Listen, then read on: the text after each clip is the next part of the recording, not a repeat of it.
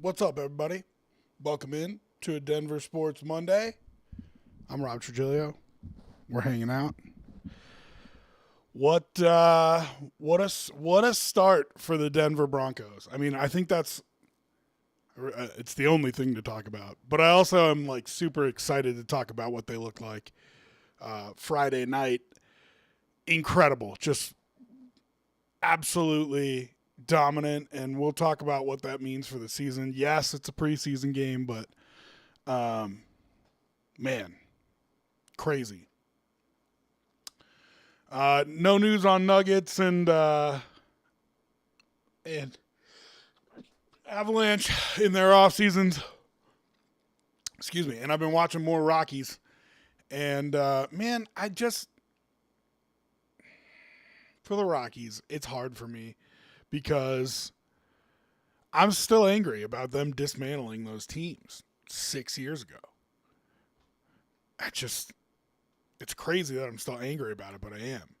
It's just the lack of wanting to win.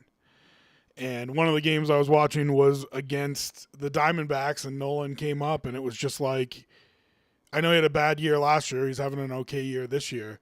Like that, it's a decade's worth of time that he should have been on your team and like one of the greatest players to ever put on your uniform.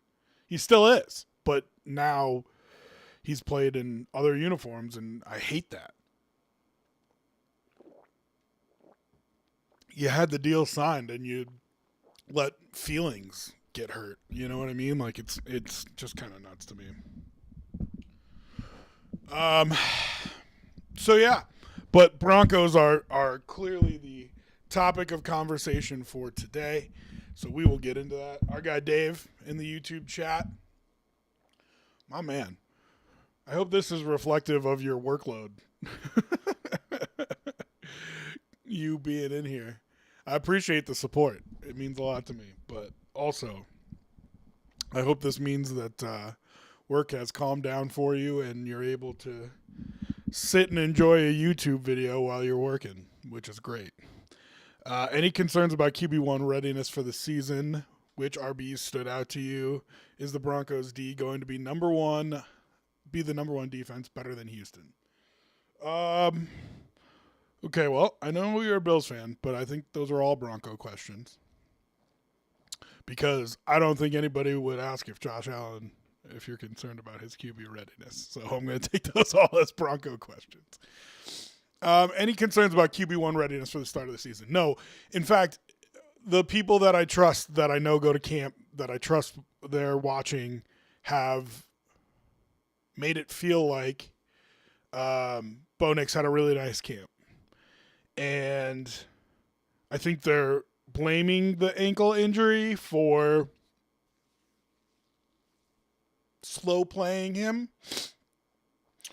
I think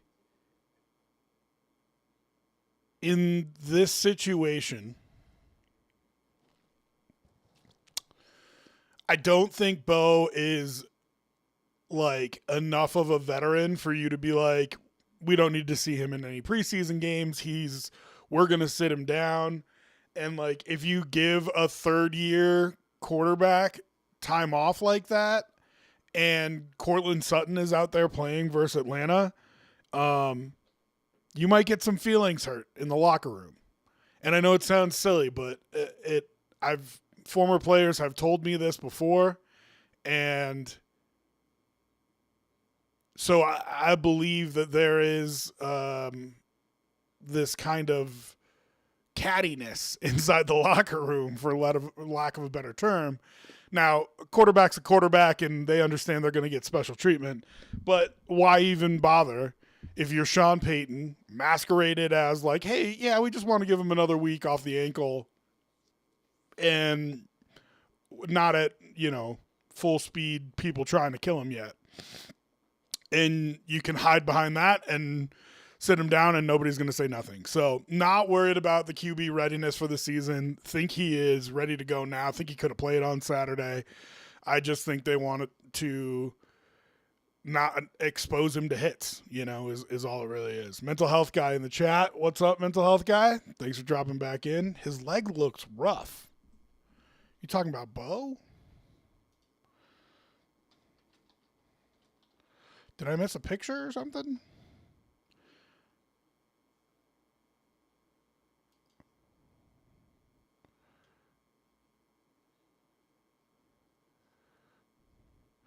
Are you talking about the one that was on Instagram?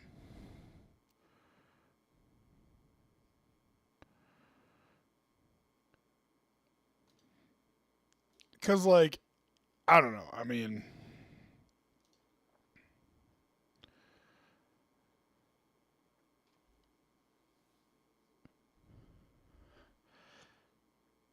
yeah, the one a while back. Okay, I know which one you're talking about. Yeah, I mean, listen, maybe I'm less averse to it because I had an uncle that had like a really gruesome leg injury and still like his leg shows that. Now he still has problems with his leg, but maybe I'm just like desensitized to it a little bit. But I don't know. I mean, the pick doesn't really freak me out. Um, he's a guy who's had what, two surgeries on that ankle and I think another surgery on that leg too, if I remember right. So, you know, if people were saying that there were problems in camp, like the media got to watch him play in camp. So you couldn't hide him unless you put him as injured and stashed him for the 2 weeks that the media can watch, you know? And so the media has said he's looked terrific. And it's not even been like, oh well, he's struggling moving around or anything like that. There's been nothing. They said he looked great. Like, not even he looked fine, he looked great. So I'm not worried about his readiness. Man, I gotta blow my nose. I don't know what's going on.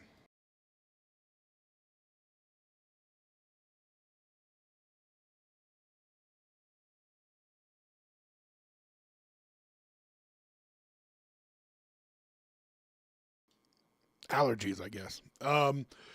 So I'm not concerned about his readiness, and I'm not concerned about the leg. Yeah, I'm just not concerned about him. We'll see. I mean, listen, his mobility is definitely part of his game, but he's a heady quarterback. You know what I mean? That's more what he does. And as he grows in the league, he's one of those guys that I really do think will continue to get better because when he figures out he's trying to his first 2 years he tries to extend time with his legs. All quarterbacks do. It's how you survive when you're a young quarterback in the league. But as he gets more and more time on task in the NFL, he'll get more and more comfortable reading defenses, and to the point where like he's going to know where to go with the ball. He's not going to have to make things happen. And I think that's part of the frustration sometimes with the elite quarterbacks that try to make things happen with their legs. You know, there's the Kurt Warner elite quarterback, and then there's the, Mike Vick elite quarterback. And Allen, Mahomes, Jackson, they're all still the yes, I could sit and read the defense, but instead what I'm going to do is I'm going to try to, with my legs, extend the play and then make something happen, which is terrific and works a lot of the time. But as those guys get older, you want to see them just take the easy throw. And that's the Kurt Warner elite quarterback, right? Like I'm going to figure it out and I'm going to find the open guy and I'm going to throw it to him, even if it's not, a big play down the field. We're positive plays moving the sticks. So I think Bo Nix will evolve into that like Kurt Warner type as he has more time on task. Getting through your first 2 years as a starter in the NFL is incredible work. Getting through your first 2 years as a starter in the NFL with 24 wins is like the kid's going to get it figured out. You know what I mean? Which running back stood out to you? Well, you saw mostly Coleman, and we can switch to this now. This was the takeaway on NFL.com. And, of course, it doesn't have who the person is who did it, but, we like to credit if possible. So, who is responsible, for this analysis?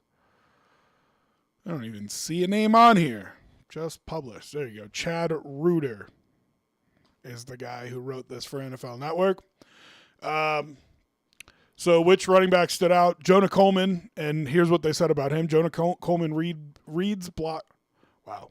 Let me restart. Jonah Coleman read blocks well early on against the Falcons on Friday, making a nice cut off solid effort by tight end Evan Ingram for a 9-yard gain that was ultimately called back due to a holding penalty elsewhere. Finishing the night off with 24 yards on 4 carries, the fourth-round pick's most impressive run came towards the end of the first quarter when he stuttered behind the line, burst through a crease, spun off 1 tackle, and carried 2 defenders for extra yards. He snared a high throw in the flat on his only reception, which was nullified by penalty, but could not escape the open field tackle. Coleman did whiff on a block on his first pass pro rep, allowing Atlanta nickel Sidney Brown to pressure the quarterback, but the rookie stymied pass rushers with physicality on the following 2 plays. I'm a big Jaleel McLaughlin fan. Like I like him a lot. I like how he runs. I like his attitude. I always felt like he should get more touches, and then the regular season rolls around and he never gets them. He never gets touches. So, what do I think about the running backs? I think it's overall positive. You want, obviously, Dobbins being your main guy come week 1. But if you got to spread touches around other places. RJ Harvey I've never been a huge fan of, but he looks solid. And then Coleman, and you got to find ways to rotate those guys in and get them touches. That way, if RJ Harvey goes, or if J.K. Dobbins goes down, Harvey and Coleman have touched the field and are ready to go. I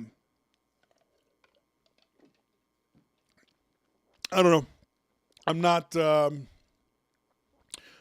Here's what I will tell you. Coleman looked like an NFL back. He had the ability to read blocks.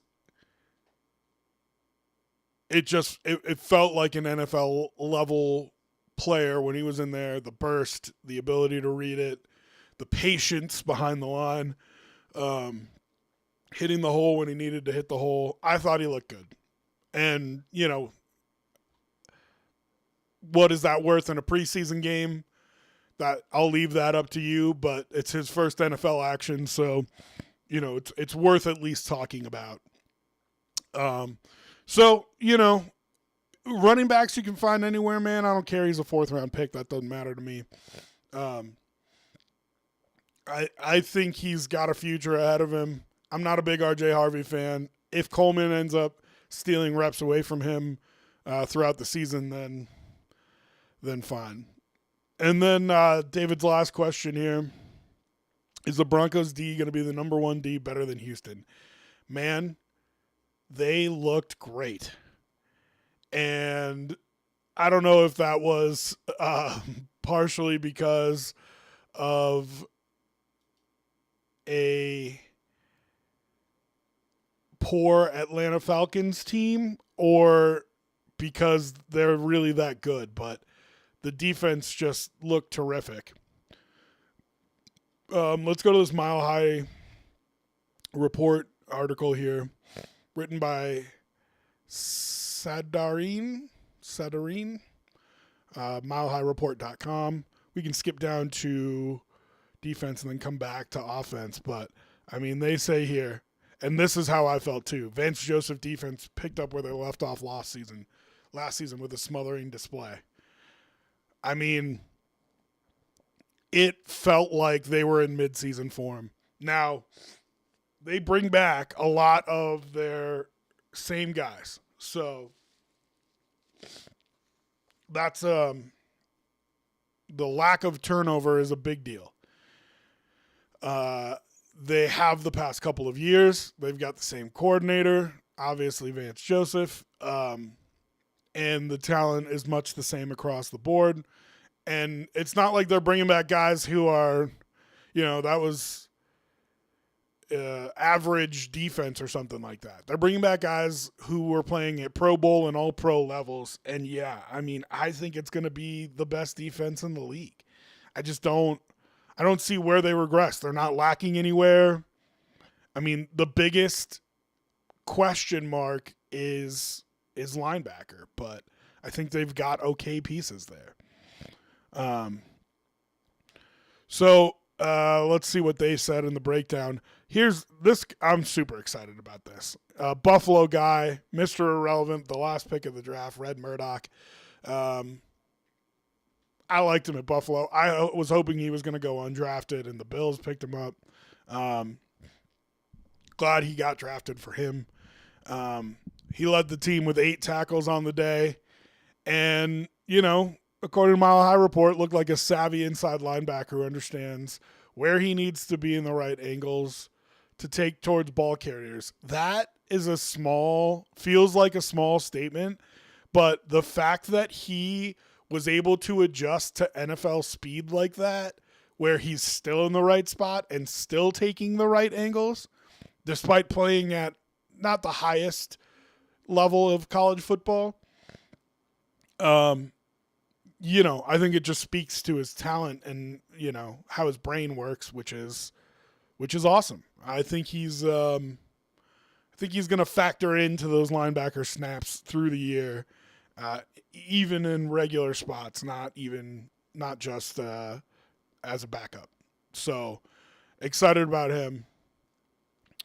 The front seven was just suffocating. The defense, I mean, they were all the secondary. I mean, was all over the place. Jahdae Barron, the one pick was, a tipped pass, but I mean, he was all over the place.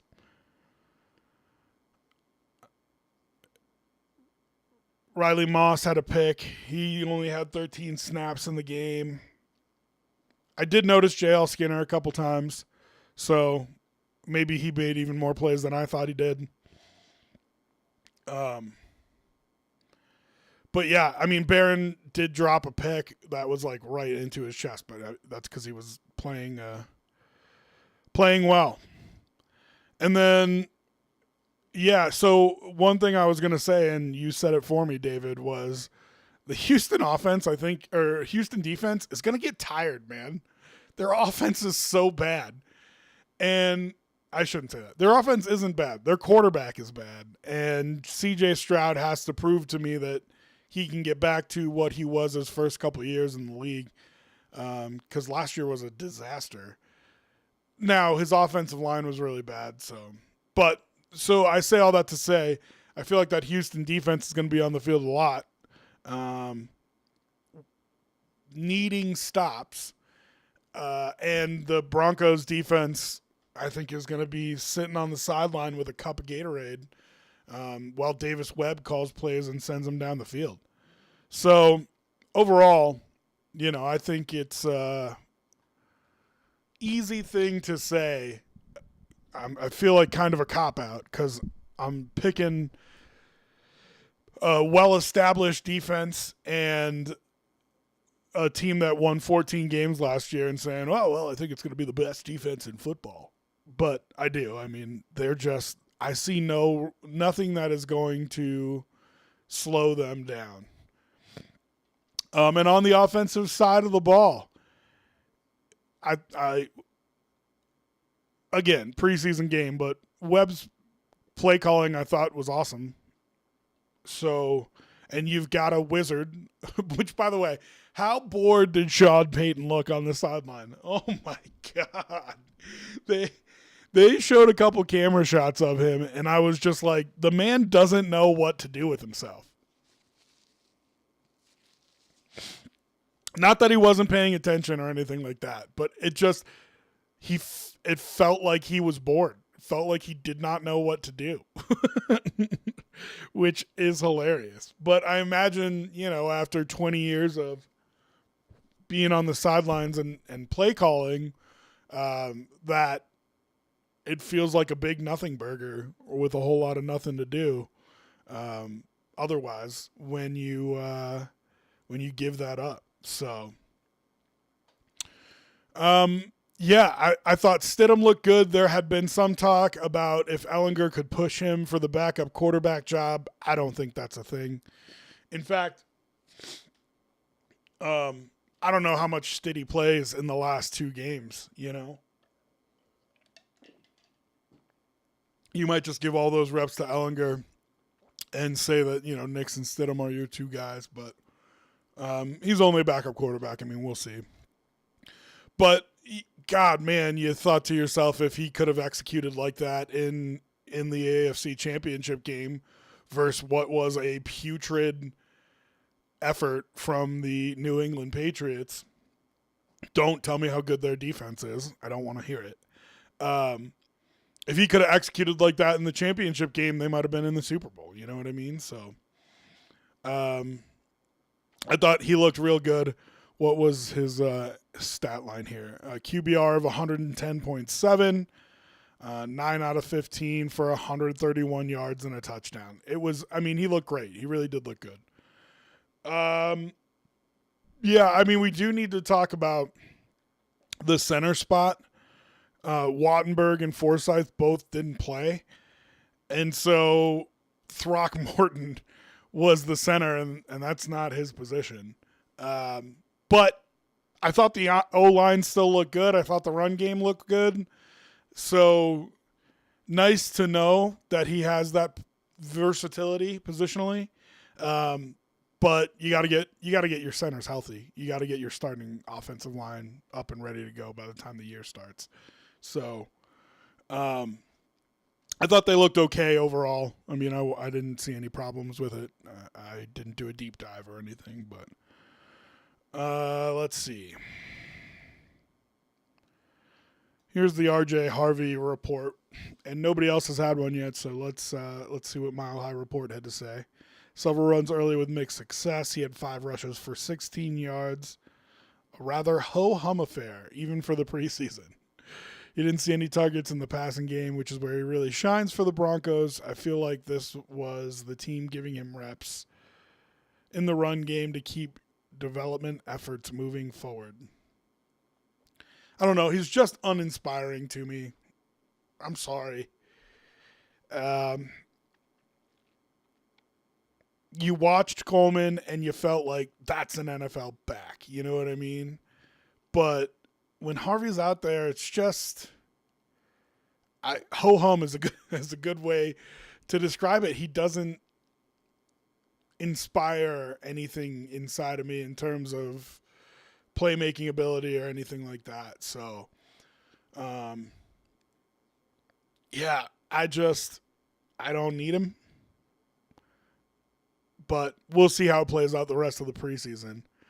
And then, see, this feels like such a shot, but the kid is good, man. Per usual, Jaleel McLaughlin plays well in the preseason. He had a nice first run of the day, spinning and churning a big gain. He got an easy touchdown off a check down pass inside the 10. On the downside, he coughed up a fumble with poor ball discipline. Yeah, that was a bummer. Leaping for an unnecessary yard after he had already gotten the necessary yardage on a third down play. This led to the only scoring drive of the game for the Falcons as the turnover happened on the Denver 17-yard line. He also hobbled off at one point with a leg injury, but then came back afterwards. I don't know, man. I just don't think he gets enough credit for the explosiveness that he offers that offense. And they've found ways to manufacture it, for a long time. For a couple of years here, that's why we've talked about Mims is, he offers explosiveness in the return game. Can he offer it to the offense as well? Deep shots, you often see them to Mims. And I think they tried to put Jaleel in those positions a few times over the past couple of years with like screen passes and stuff like that. I don't know. I mean, I just like him as a utility back. If you were to tell me that they were to go into the season with Dobbins, Coleman, and McLaughlin as their three main backs, I'd be fine with it. So, but I don't think I'm not saying that they're going to, because I don't think that they want to trade RJ Harvey or anybody, given that matter, with the situation that they've had with Dobbins over the past couple of years. So, I didn't see a lot of Cody Schrader. I'm not going to lie to you. But, I mean, I was watching the game when he was out there, but I let's put it this way, I didn't notice him.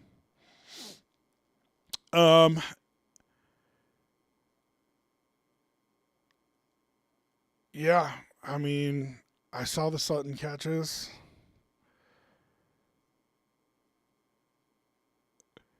Sutton and Bryant are going to make you feel good. You want to add Waddle into that mix, you know. I think they got a good group of wide receivers. I think I want to count Evan Ingram with that group more than I do with as a tight end. So, you know, if your 5 skill position players are Waddle, Sutton, Bryant, Ingram, and Coleman or Dobbins, those are good weapons you got out there, you know? So, I just, listen, man, this team came out and, in my opinion, was dominant. And I don't know that you've seen that even as the team has been good in the past couple of years. Like, there's a different feel when there's a team that's a contender that walks out on that field. And it's just like handling business, churning. You know what I mean? Like, I don't know. I don't know how to describe it. Because, like, it's preseason, right? Like, somebody can come out and dominate another team, but you can feel like, yeah, man, we won. It's not the same. This Bronco team came out like they were world beaters, and this was just, let's turn the machine back on and churn out a couple touchdowns here and get out of here. You know what I mean? Like, I was really impressed on Saturday with the Broncos, Friday with the Broncos. So, you know, for me, here are the things that are going to matter going forward. Can you stay healthy? You lose LaVale Bailey. That's tough. I don't think you have great depth at linebacker. I like Red Murdoch a lot. I've always liked Drew Sanders. I don't think he figures into the middle as much, but that's where they have him listed. You know, do they have enough at linebacker is going to be a question all year long. But can they stay healthy? I think they go maybe try to sign one more guy at linebacker with Bailey going down. And I don't think it's just the camp body. I think they try to get somebody who they think can push the young guys and make them earn their spots. So I would be looking for a late linebacker addition in camp here. So, but yeah, I mean, so for the Broncos, for me, it's can they stay healthy is number one. I am a big Davis Webb fan. I liked him back when he was a backup quarterback. People always said that he was going to get to this spot just with his personality and the way his mind works, which is awesome that he's here now. So it's a well-balanced attack on game one, preseason game one. You know what I mean? He needs to make sure that he's got stuff up his sleeve to keep confusing defenses as he gets through the season. I think Sean Payton will help him with that. But the things that he likes to do, his tendencies, are going to eventually be found out. And after 4 or 5 games, he's going to have to really adapt. Not saying that he can't do that, but it's the plight of a young play caller. So, I hope he keeps it well balanced. I hope he runs the ball. I hope that Sean Payton can help him not become too predictable, or as you get into the season, you're not installing as much as you were, obviously, at the beginning of the year. And so, you hope that he keeps the offense fresh and keeps other players guessing. Again, I think that's something that Sean Payton can help him with. So, I think the Broncos are good value to win the AFC. I don't think they're good value because I don't think they have a good number. But if they have a good number, yeah, I think it's a great bet to win the AFC. Your biggest problem is their division. The West and the North, kind of the best around when it comes to divisions in the AFC. It would be an interesting conversation as to who we think is better there. But let's just look at the futures and see if we can find a number on them winning the AFC Super Bowl AFC conference winner. Yeah, so Broncos plus 1,000, that's a good number. That's a good number. I think that's a nice bet to place. Let's see if I like anybody below that more. So above them are Ravens at plus 500, Bills at plus 500, Chiefs at plus 750, Chargers at plus 800, Patriots at plus 850, Texans above them at plus 900. That's a little crazy to me. Broncos at plus 1,000. Yeah, I like Broncos at plus 1,000 there. In the boat with them are the Bengals, also at plus 1,000. I can just put this up here, right? Let's just put this up. There we go. And Jaguars at plus 1,300. I don't think that's a bad bet either. And then you can see a huge drop off here. Colts plus 2,500. Steelers, Titans. Look how high the Titans are up there. Well, I guess the number's huge. But Steelers, Titans. Ooh. that's not air you want to be in there, Pittsburgh. But so yeah, Broncos with a long shot. Here's what I'd say to you.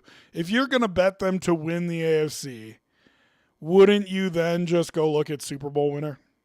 Because their odds are going to be longer for that. 1,800.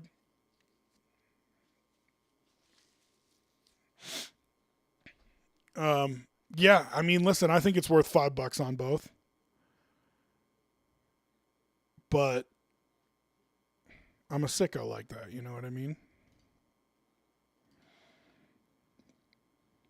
AFC number 1 seed. Plus 1,000 for that, too.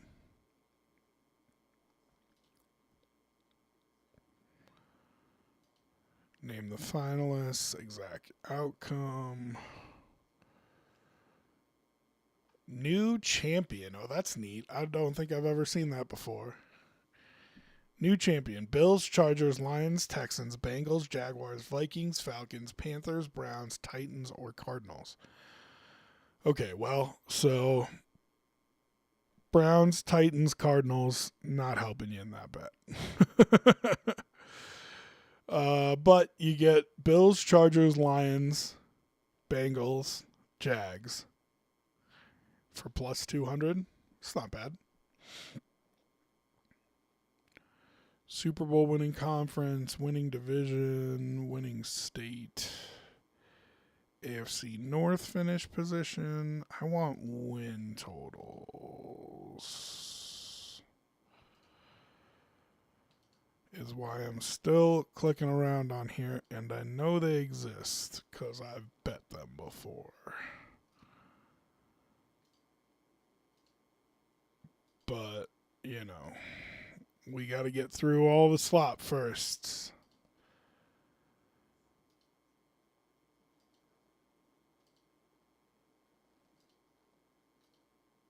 Come on, give me win totals. Are they not? They got to be under futures. Stage of elimination.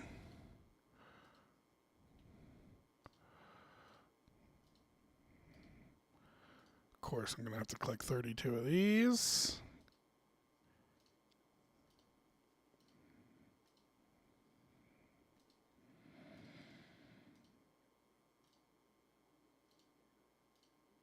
Stage of elimination, Miami Dolphins eliminated. Can I bet that right now?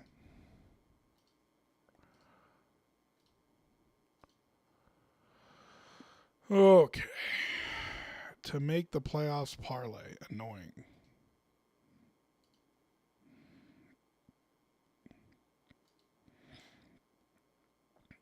NFL awards. Team season specials. Regular season stats. Regular season stat leaders. NFL specials. NFL draft. Okay, so it's got to be under team season specials. I mean, isn't this the same thing as stage of elimination to make the playoffs or not? Right? Why do we have this listed twice? Team, what are we doing here?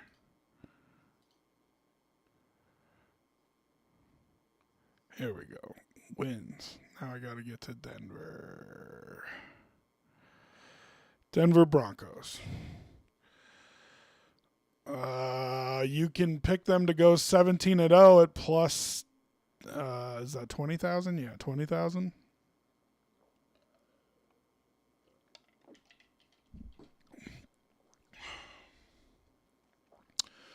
Man, 11.5 at plus 260. I just don't feel like is value enough to bet that. I would instead go bet division winner or AFC winner. Under 7.5 only plus 280. That's interesting to me too. Mental health guy. Winning the AFC will be tough, but the ingredients seem to be there potentially. Yeah. So listen, I think if we've learned anything about Sean Payton, it's that he loves opening his mouth to national media guys. He has a certain disdain for local media guys and loves talking to national media guys. It's just kind of his thing. And by guy, I'm using guys generically because Kay Adams is definitely one of them. But what we've heard from all the national media people is that like unabashed confidence. That's, I think, where a lot of people are landing with this team. You know, we're looking up to win the AFC odds and to win the Super Bowl odds. I think that's where this team is. That says something. I think he's got a lot of confidence in the group he's got on the field. You know what I mean? So it's yes, I agree. Winning the AFC will be tough, but I think they've got a lot of faith in this roster and this team. In terms of winning the AFC,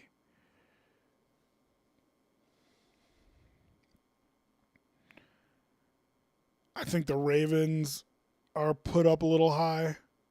I think all three of the top three are put up a little high. Ravens, Bills, and Chargers. And I think it's just because they've been in the conversation every year for the past however many years. But, you know, new coach, quarterback coming off an injury. And so it just makes for this AFC that, like last year, felt wide open. You don't have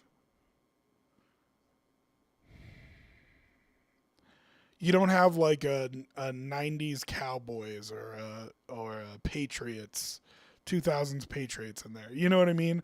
Like, there's not a team that's just like, that's your AFC champion. And most recently, that's been the Chiefs, right? Up for the last year notwithstanding, but for the 5 years before that, who was the winner of the AFC? The Chiefs. Slam dunk. You know what I mean? And that was the easy bet.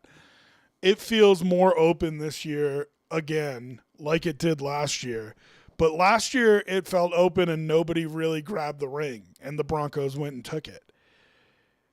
This year, it feels like it's open, but there's a bunch of teams that are really going to be good,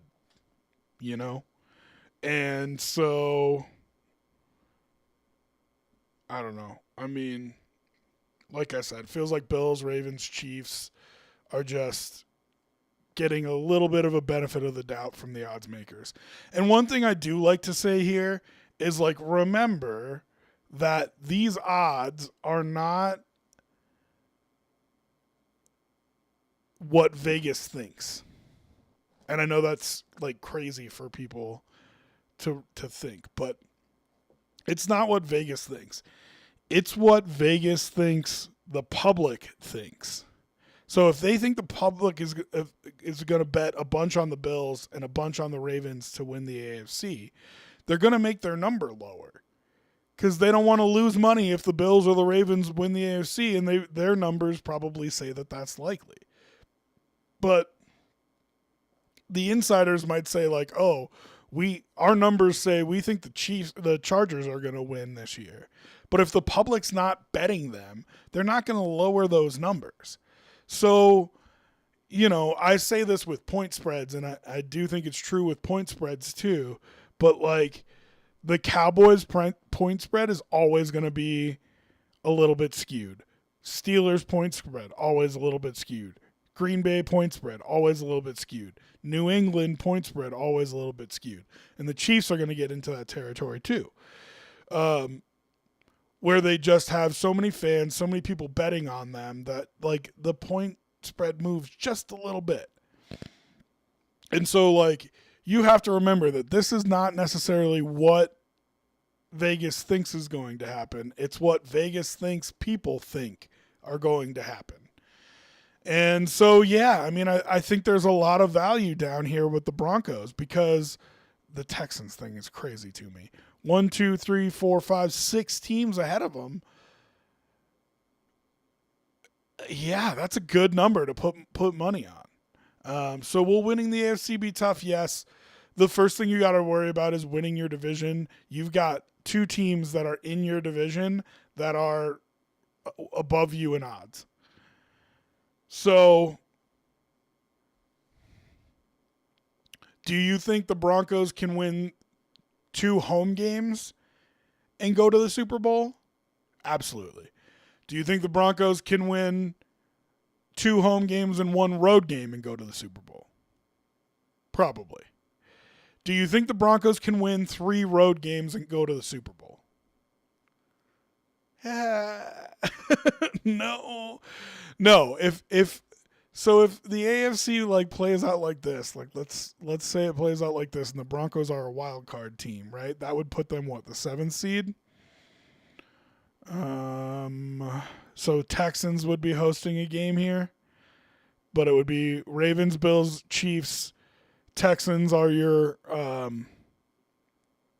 division winners, which I don't think is crazy.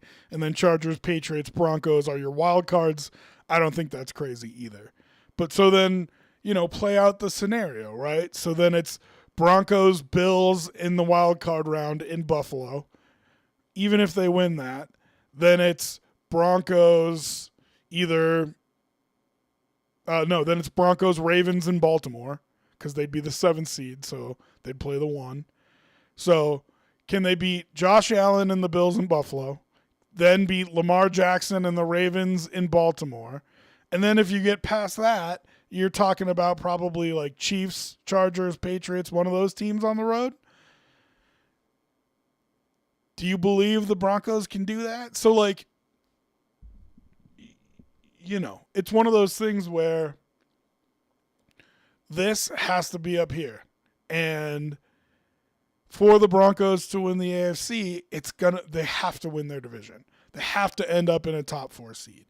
And whether that's 1 home game and 2 road games to get to the Super Bowl, or 2 home games and 1 road game to get to the Super Bowl, I just don't think they can go on the road versus the AFC's elite quarterbacks and 3 times in a row and win all of them.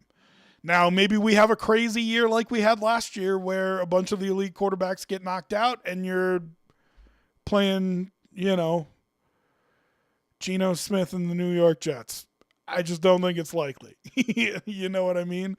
So, an interesting conversation we've gotten to here, but I just think seeding in the AFC for every team is going to be so important this year.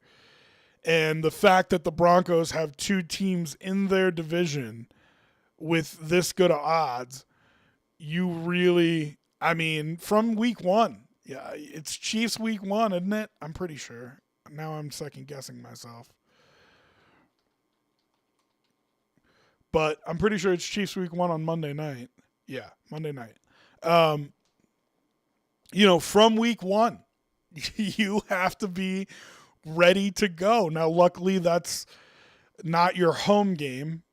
If week 1 was home versus the Chiefs, it would feel like a must win in week 1.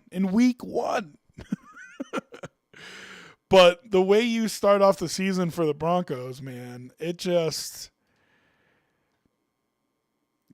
you got to be ready. This team has to be ready to go, and they look like it. You know what I mean? Again, I want to say that they looked like it. But you're at Kansas City. Not a super short, but a short turnaround for Jacksonville at home. And those could be 2 teams that you're fighting in seeding. Then you play the Rams, who people think are the best team in football. You're at San Francisco.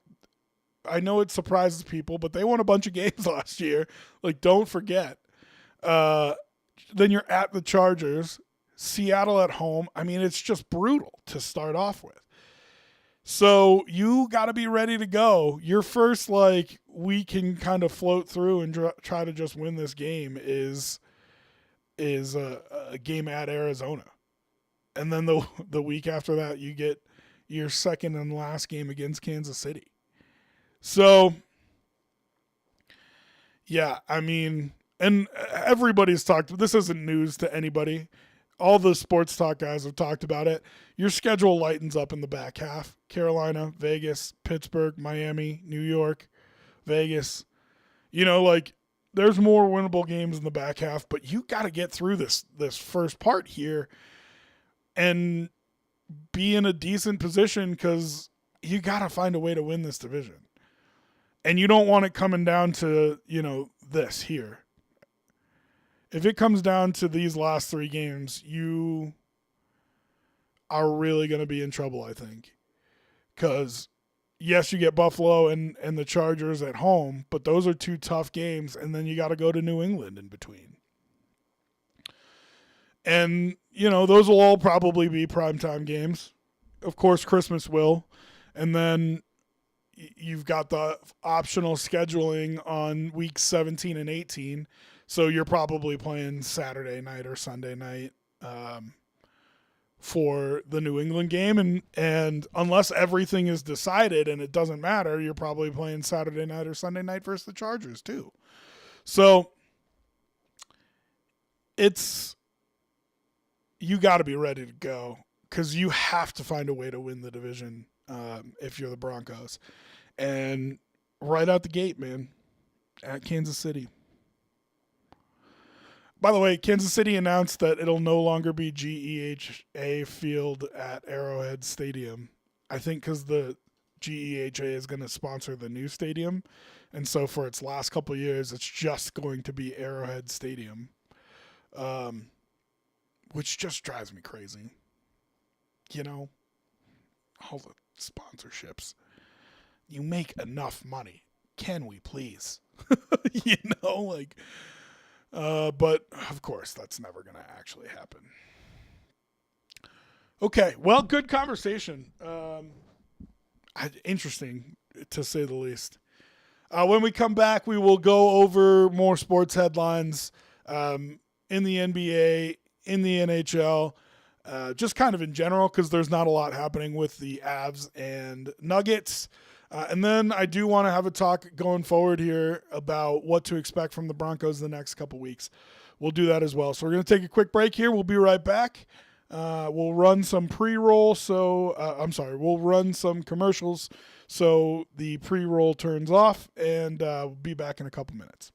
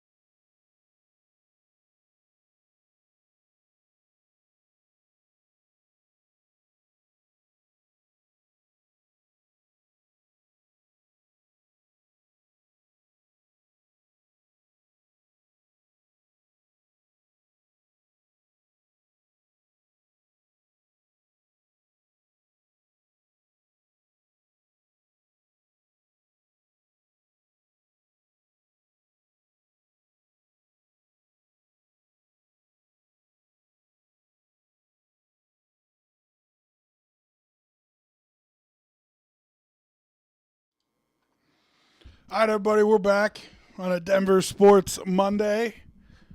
Sorry that took a second longer. Had to pull out the meat. You know what I mean? Don't get too excited. It was beef for beef stroganoff tonight. And I forgot to pull it out of the freezer last night, so, we're going with the old school, put it on the counter and let it thaw.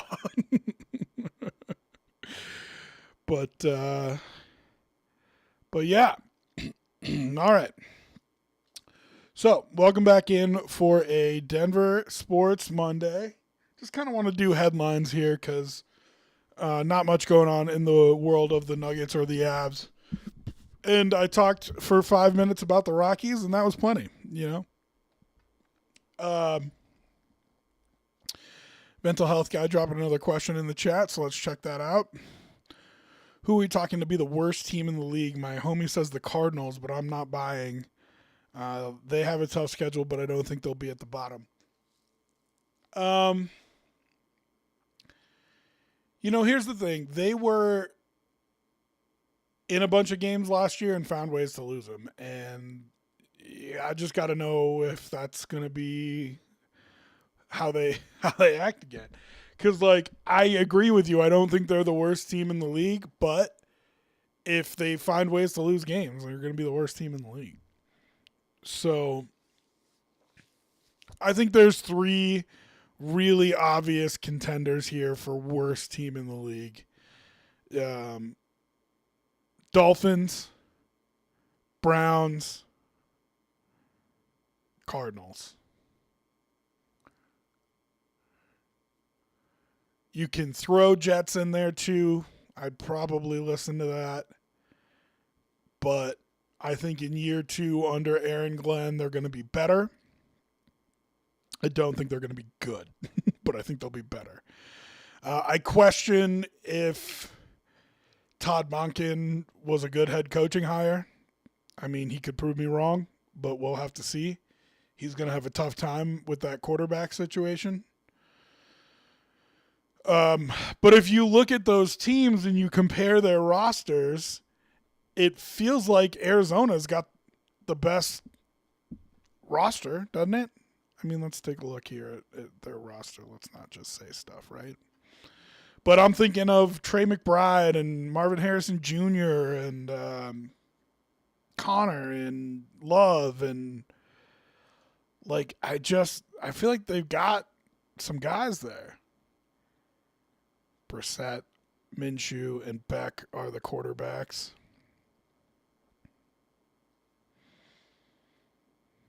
Yeah, running back.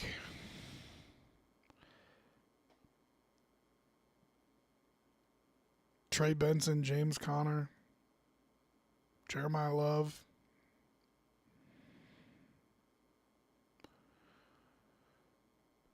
Got a couple guys at wide receiver, but it's really Marvin Harrison Jr. there. That's the name.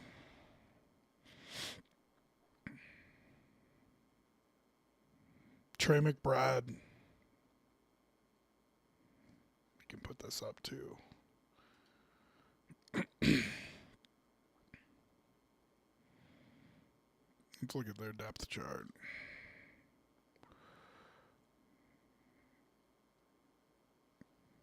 Oh, yeah, I forgot they got Kendrick Bourne. Michael Wilson. Yeah, we got guys. Josh Sweat, but he's out for some reason.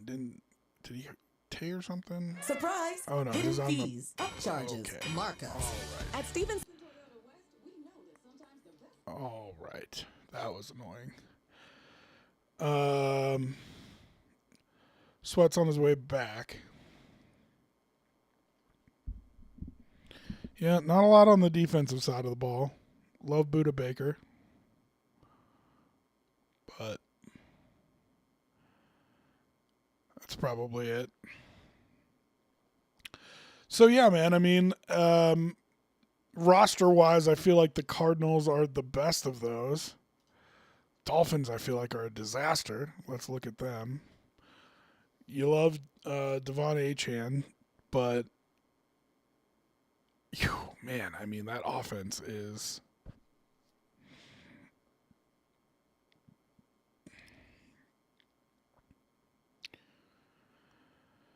And then on defense, Chop Robinson,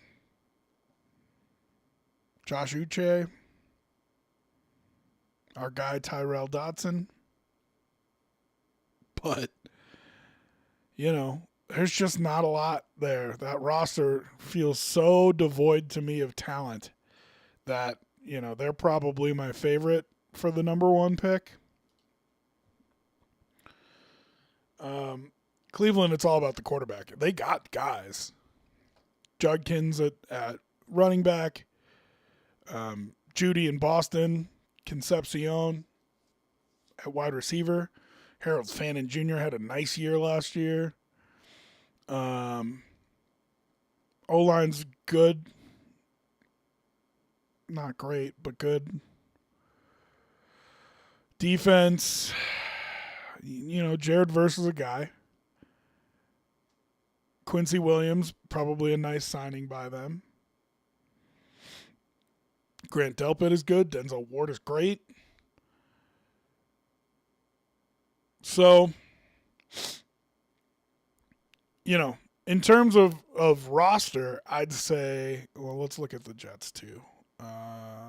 Teams, NFL, Jets, depth chart. Breece Hall is nice. Garrett Wilson is nice. Adonai Mitchell is nice. Love Kenyon Sadiq. We'll see what he does. Hate that he's a Jet. O-line is okay. I mean, Tavondre Sweat, I'm a huge fan of. Demario Davis. Minka Fitzpatrick. I didn't even know that. Cisco, our Syracuse guy. So, roster-wise, the Jets, we're talking about, worst team in the league here. Roster-wise, the Jets, the Cardinals, and the Browns feel like they have okay rosters. You just question, quarterback, you know what I mean? But Geno Smith has weapons, and he's a vet, so, can he play them to 6 or 7 wins? Absolutely he can. Browns. Shedeur Sanders, can he win them 6 games? Sure he can. You know what I mean? Cardinals, Jacoby Brissett, can he win them 6 games? Sure he can. Gardner Minshew can win you 6 games there. Even Carson Beck might be able to. For the Dolphins, there's nobody on that roster. I mean, it's Devon Achane and nobody else. Everybody's gone. Everybody. So I think the Dolphins roster is far inferior to anybody else in the NFL. And when you're talking about can a quarterback raise their level, you think Malik Willis is the one who's gonna drag the clearly worst roster in the NFL to relevancy again? I don't think so. I guess we should look at the Saints here too. But I just think they're cut above those other teams. Travis Etienne, Chris Olave, Jordan Tyson, Devon Vele.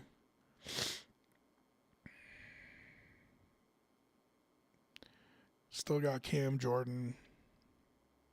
Love Caden Ellis. Kool-Aid McKinstry.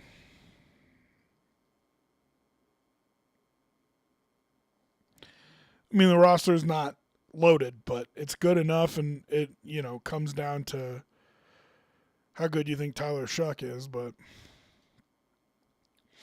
yeah, I mean, so for worst team in the NFL, for me, it's the Dolphins have the worst roster. Does that mean they're going to be the worst team? No, but I don't see anything that redeems them there, that helps them find their way back to 5 or 6 wins.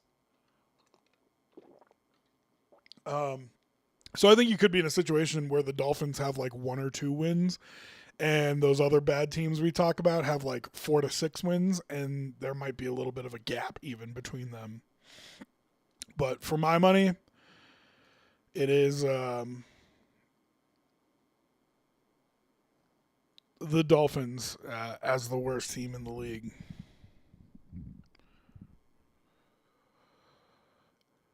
Okay, let's go through headlines here a little bit. Just as we talk about Breece Hall, seems as though he's hurt. Strained his right groin, and that's the kind of thing that lingers throughout the whole season.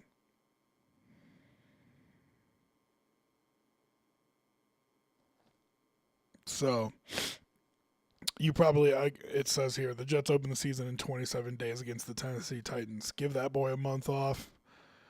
Yeah, definitely. New Heisman platform allows college football fans to cast votes. This sounds like a terrible idea. This is how you get Bodie McBoatface. What are we doing here? Bill Connolly, ESPN.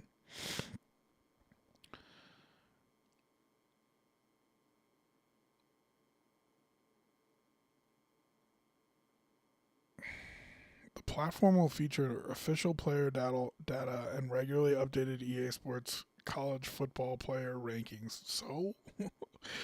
And it will allow fans to place the first official vote for the Heisman Trophy. Well, I believe that they surveyed fans and they said they wanted more data on the players, but yikes.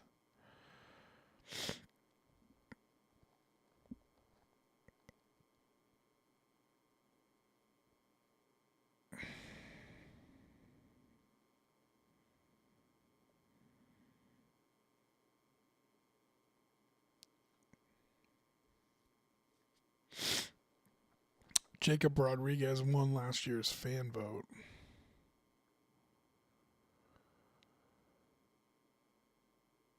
Voters can vote daily, with the weights of the votes shifting throughout the season. We're creating a methodology to dramatically weight fan votes based on data observed through the season. Man, this sounds like a terrible idea. While fans will be allowed to vote each day throughout the season, the data-driven approach will guide how much weight is given to the votes each week.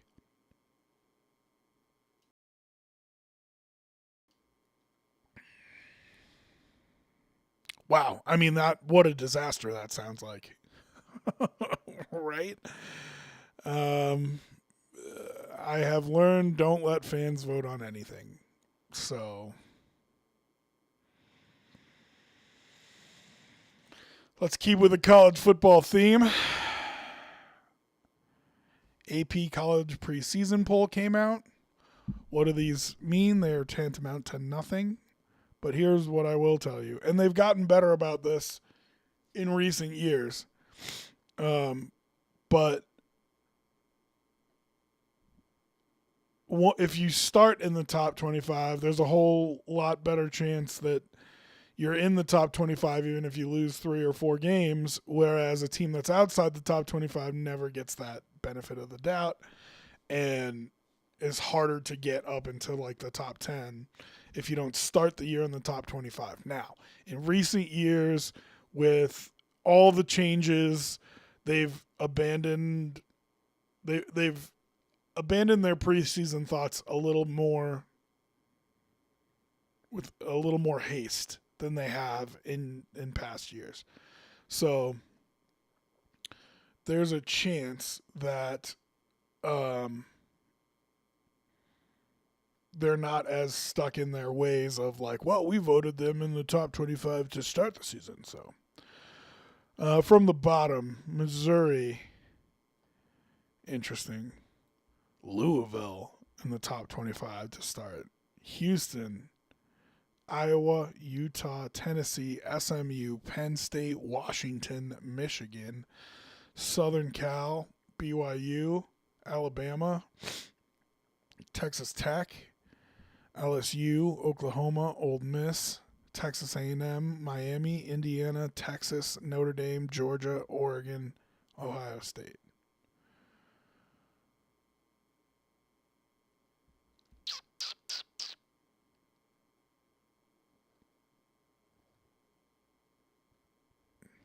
Mental health guy. The vast majority of people don't even watch the teams outside the major blue bloods. Sure, and if the fans can vote every day too, like you'll have some sicko fan bases that are those blue bloods who they've never watched another college team. Like they just watch their team every week, and they go on and just spam the vote for Ohio State, whoever, Julian saying.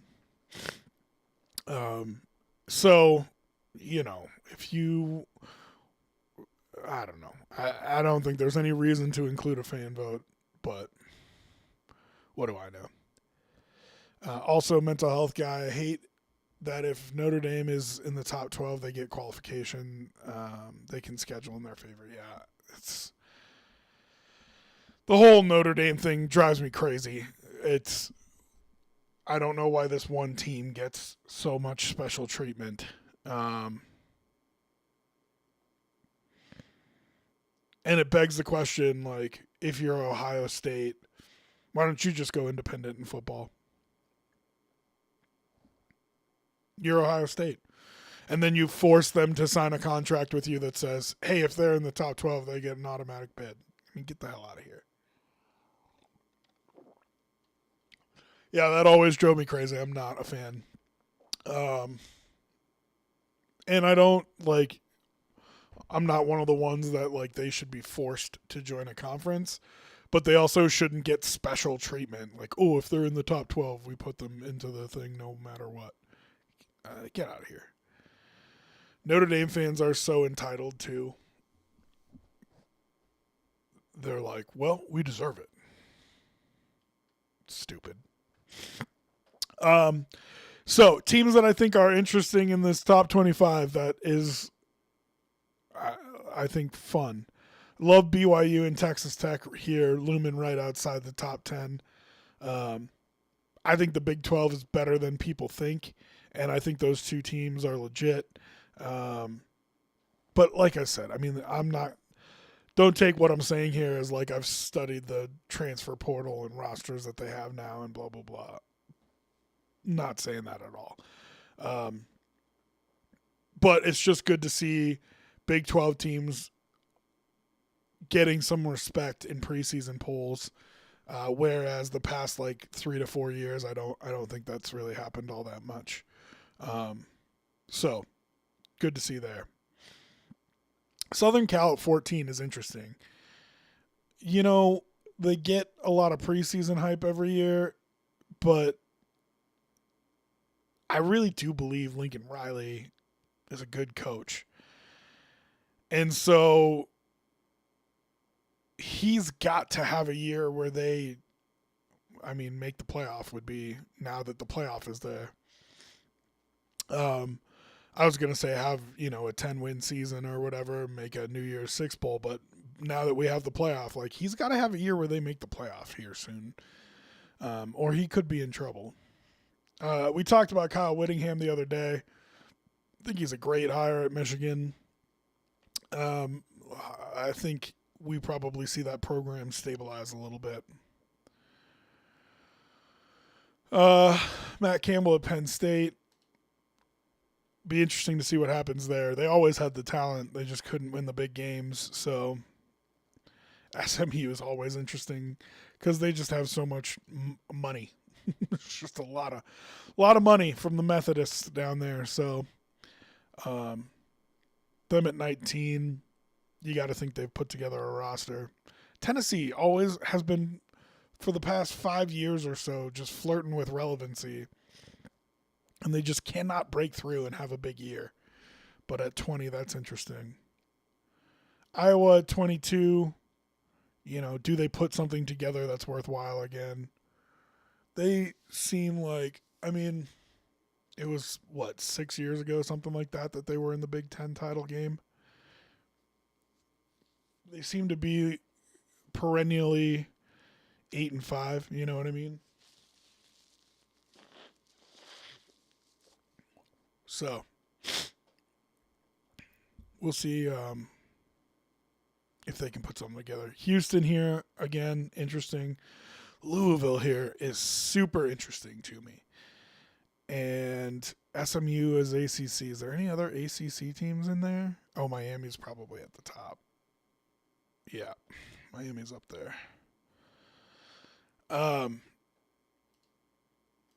Man, Louisville at 24. What do people know? You know what I mean? That's one of those that I want to know what people know. So, who wrote this article? Just says AP. Okay. Well, of course, they're only going to talk about the top of the four big. Let's read what they say about Big 12 teams. 4 Big 12 teams are ranked, with conference champion Texas Tech the highest at 12. The ACC has 3 teams ranked: Hurricanes, SMU, Louisville. There are no group of 6 teams in the top 25. Boise State, which moved from the Mountain West to the Pac-12, was the top vote getter among group of 6 teams outside the top 25. 9 others got at least 1 vote.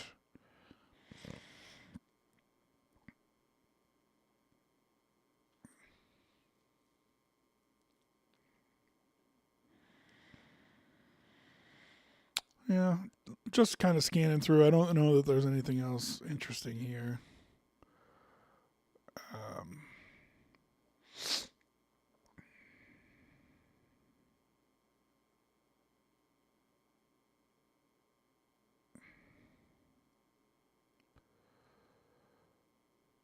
Yeah.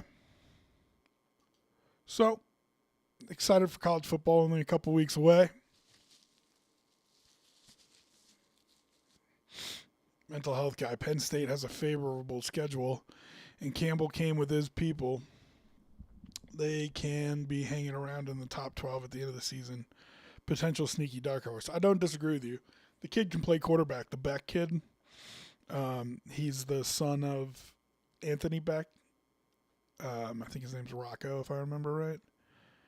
So it'll be interesting. Definitely. I don't disagree with a dark horse pick there. Like I said, it's not like that team was devoid of talent. So if they could hold on to as much as they could and bring some guys from Iowa State, I think Matt Campbell's a good coach. I think he fits well with that Penn State brand in terms of, you can't be Penn State and be the flashiest in the Big Ten because you got Oregon and Ohio State in there. You can't be the, lovable, rough and tumble, whatever, because that's Iowa, and Michigan plays in there somewhere between those two. So what can you be? Well, how about just, the blue collar worker, Penn State? And I think Matt Campbell clicks into that, the way his teams play, the fact that he was used to at Iowa State kind of being second fiddle and still being good. I just think he's a nice fit there.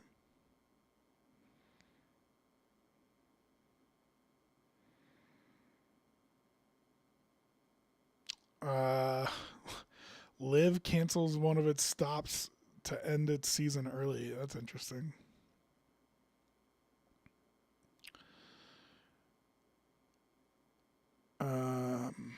Penn State doesn't play Ohio State or Oregon this year. I think there's enough depth in the Big Ten that, I don't know. I didn't look at their schedule, but does that mean they play Indiana and Michigan? You know what I mean? It'll still be tough, even if they don't have Ohio State or Oregon. This is interesting to me. Von Miller, 1-year deal from the Cowboys. I liked what they were doing already in Dallas.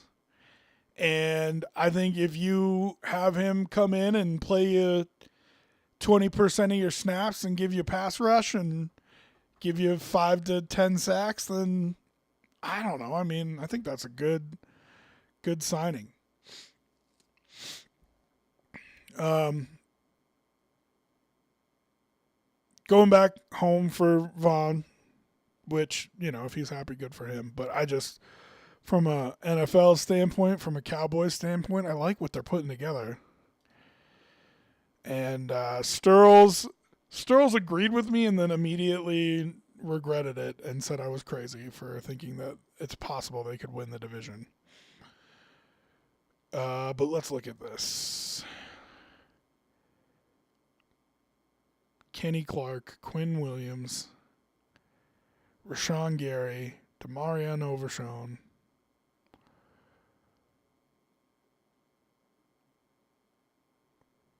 Kobe Durant, Caleb Downs, Deron Bland. I mean, I just like what they're putting together there. Now you have Von Miller sitting here, and you let him come in for 20% of the snaps and generate a pass rush. I think it's a nice setup. They've got a good line. Guyton, Smith, Beebe. I like Jake Ferguson, Pickens, and Lamb, your two top wide receivers. Javonte Williams. I mean, I like what they've put together. And I hate Dallas, so I hate saying that. But I think you got to respect this depth chart a little bit here. Now, can Brian Schottenheimer turn it into a, division-winning team? We'll have to wait and see, but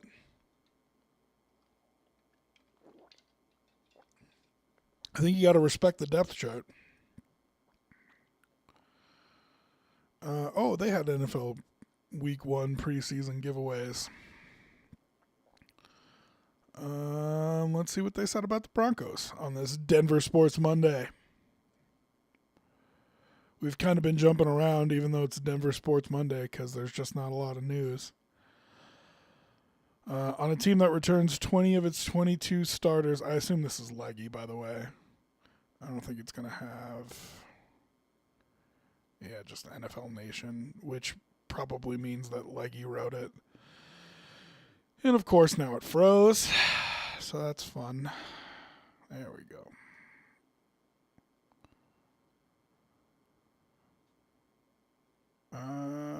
No, give me the Broncos game back. Let's find it. Where'd you go? There it is. On a team that returns 20 of its 22 starters from the AFC Championship game, there are not a lot of roster spots in play, but in Denver's win over the Atlanta Falcons, fourth-round rookie running back Jonah Coleman showed off his decisive running style with 24 yards on 4 carries. He also displayed the physicality the Broncos wanted to see while playing with the starters in the first half. Undrafted rookie wide receiver Cameron Ross, who has flashed athleticism in camp, had a 24-yard carry in the first half when the first and second team offense was on the field, a sign that he's already gotten the coach's attention. Undrafted cornerback Sam Fresh prevented what would have been the Falcons' a Falcons touchdown when he knocked a pass away by Jake Strand with Jack Strand. With 1:54 left to play in the game. Yes, Jeff Legwold with that quick little note.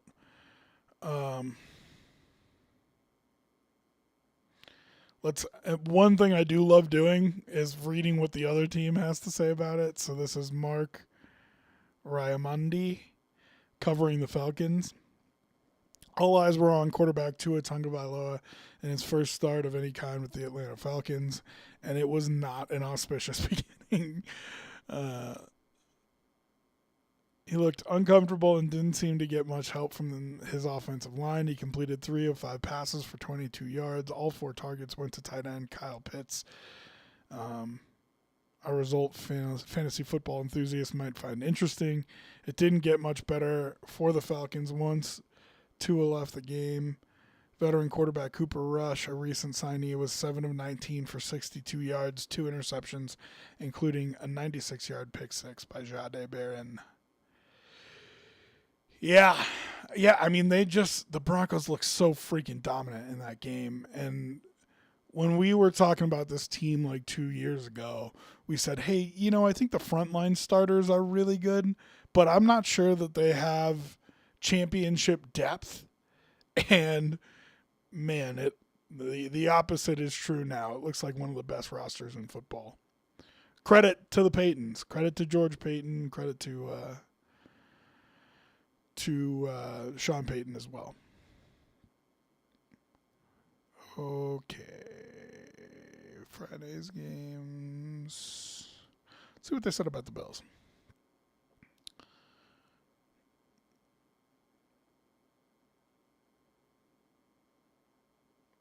Some talk about DJ Moore. I've heard this name a lot. Connie Walker.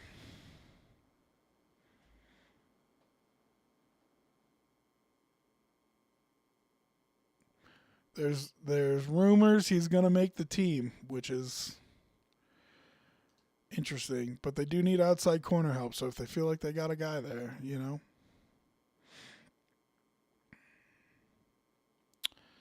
Um,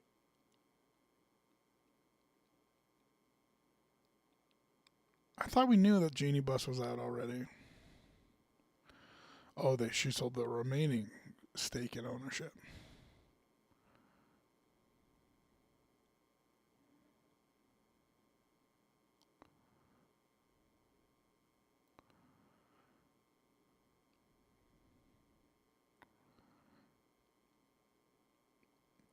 So the Buss family, well, not completely out, but no longer has any meaningful ownership of the Lakers.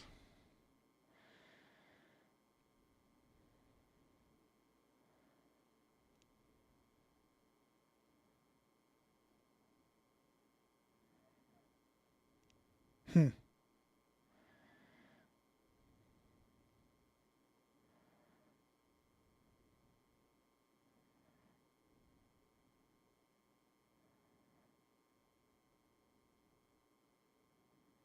Wow.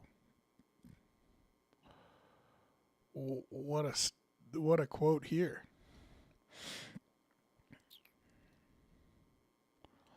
Jeannie told her siblings this sale to Walter was in the best interest of the long term, but it ended up being an embarrassing one, and it was time to move on cleanly, one person with knowledge of the process said.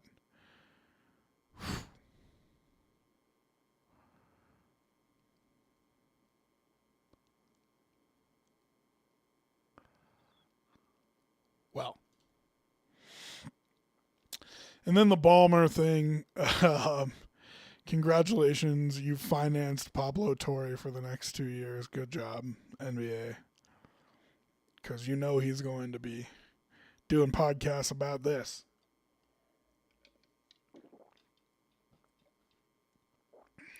It says the NBA has found no evidence showing that LA Clippers owner Steve Ballmer funneled money through team sponsors to pay Kawhi Leonard in order to circumvent the salary cap.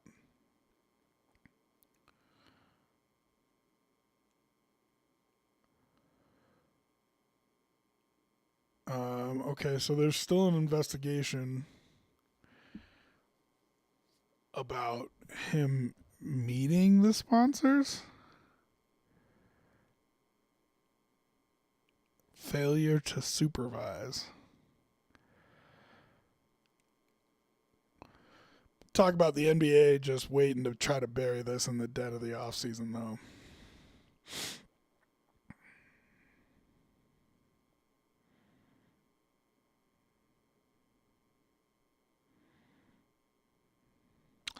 I don't know. I mean, I don't think you'll ever get people to believe that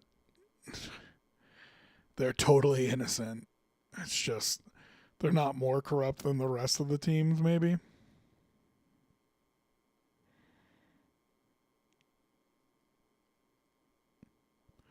And I don't know. I mean, I like Ballmer, but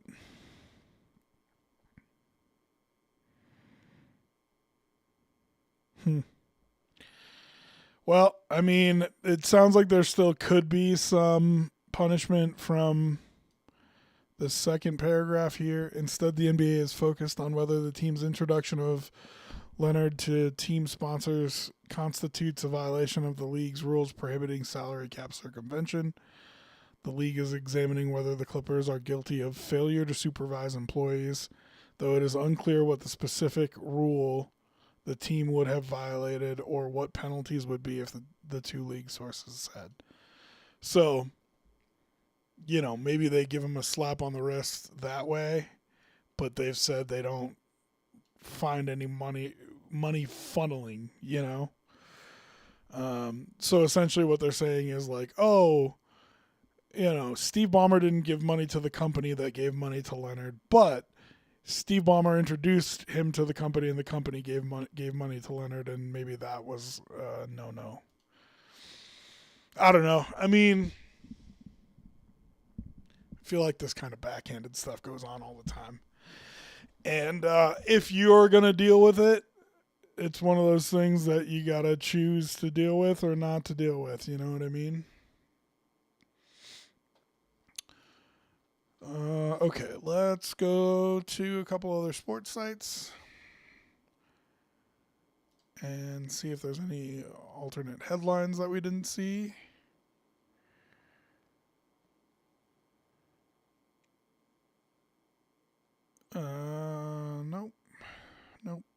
Nope. Already talked about that.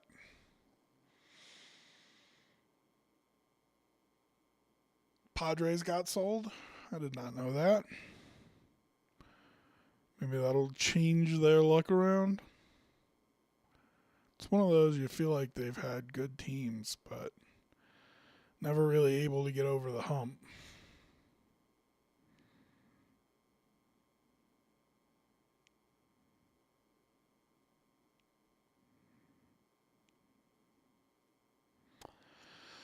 Skeen's velocity going in the wrong direction? That's interesting.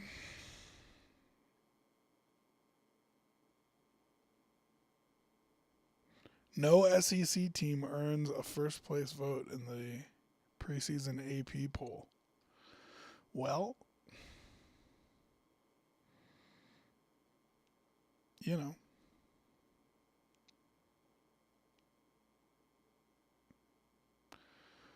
under pressure, coach is feeling the heat this season with a picture of Prime. Yeah, I buy that. Kenny Dillingham making Arizona State impossible to ignore. He's a good coach, man. He is a good coach. Okay, well, I think we've covered most of the headlines. Let's take another quick break here and burn the pre-roll one more time. We'll come back and talk about kind of what we expect from the Broncos this week, next week, as preseason rolls on, what we expect to see. And then, we talked a little bit about big picture and where the Broncos need to end up. But I want to talk specifically about their first couple of weeks of the season, how brutal they are and how important that they are as we talk about wrapping up preseason here. So take a quick break. We'll be right back.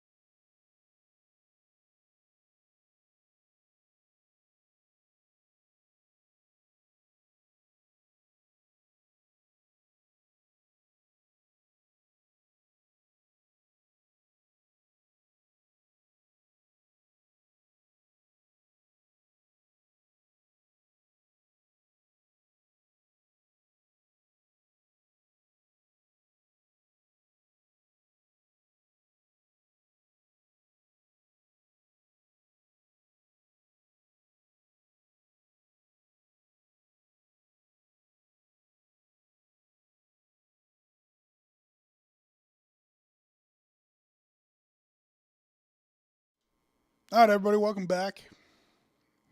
Last segment here. Want to talk a little bit about the Broncos and their upcoming weeks here.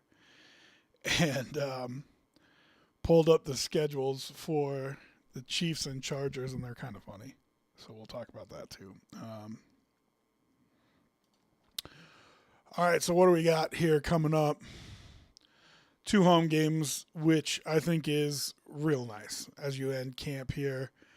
Play Green Bay at home and Minnesota at home, and lets you kind of just chill out and smooth your way into the season. Of course, you've got the week off in between as well.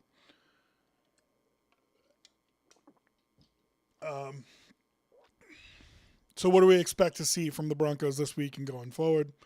For the Green Bay game, I'd like to see a real dress rehearsal.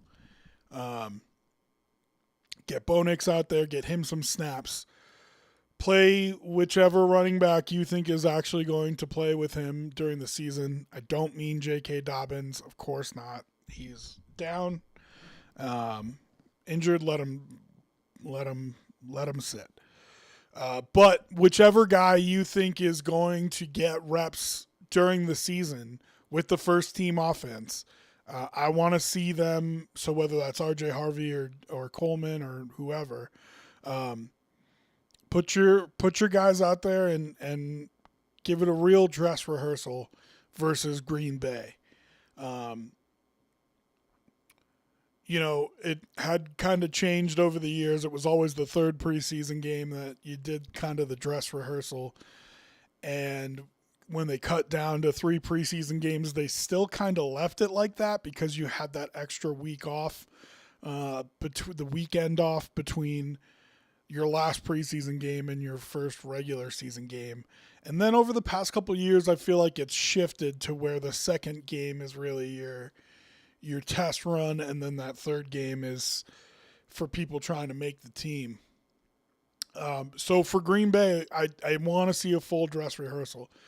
In terms of this team, I mean, I just have a lot of faith right now in who they are and how they look. And so in my eyes, I want to see the defense go out there and do it, but I don't need to see much from them. The dress rehearsal is more for, I want to get Davis Webb calling plays to Bo Nix on the field at home. You know what I mean? And just kind of feel it out. And it's important, I think, that they go through their game day routine and feel comfortable with all that as well. So that's kind of what I mean when I say like dress rehearsal. It's less about I want to see them make plays on the field. That has been how it's been the past couple years. I just don't think it's necessary anymore. So, you'd love to see the starters play maybe first quarter. And I think Green Bay will oblige. But we'll have to see. I don't know what their thought process is. So that's what I'd like to see. Let me say this too. I want to see that in one of these 2 games. So I think it should be the Green Bay game this week, but we'll see what they decide to do. If they'd rather do that against Minnesota, given the extra week off in between, that's fine with me too. And then, in terms of depth, there's not a lot of roster battles for this team right now. Like, it's a boring camp, and that's okay. That's what happens when you have a good team, is it turns out to be a pretty boring camp. So in terms of the rest of the preseason, I don't need to see anything specifically. I would say your backup running back battle is probably your hottest.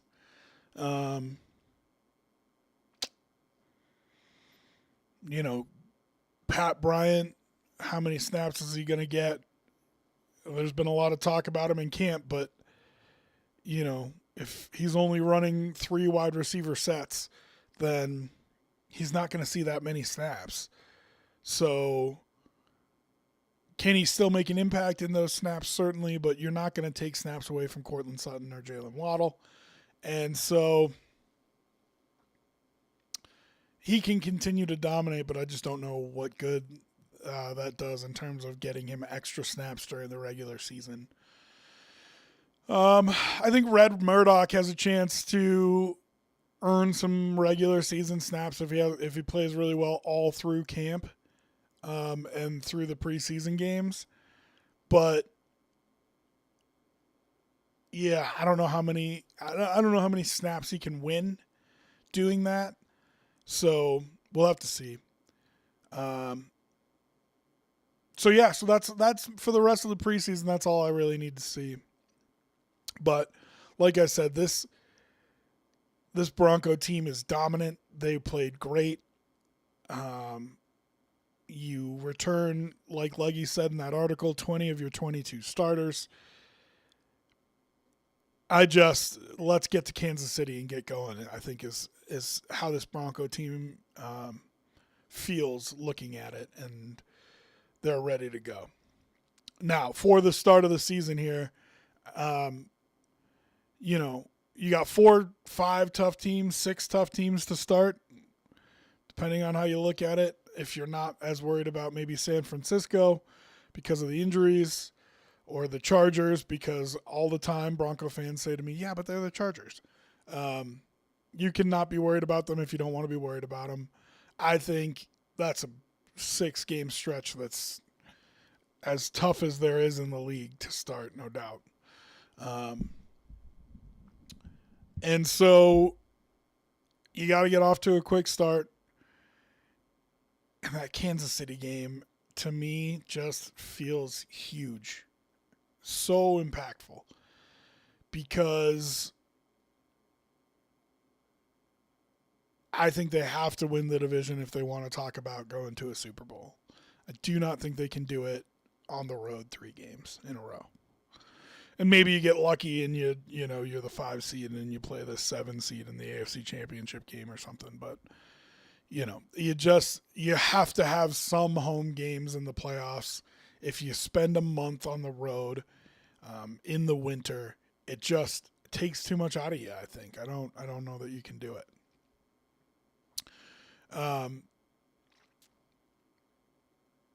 It begs the question for me that when you get through that Thursday night football game against Seattle here in town, what does your record have to be for you to feel good?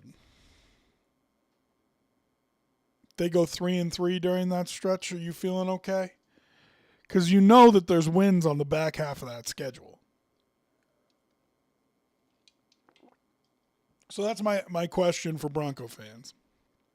If you come out of that 2-4, you okay?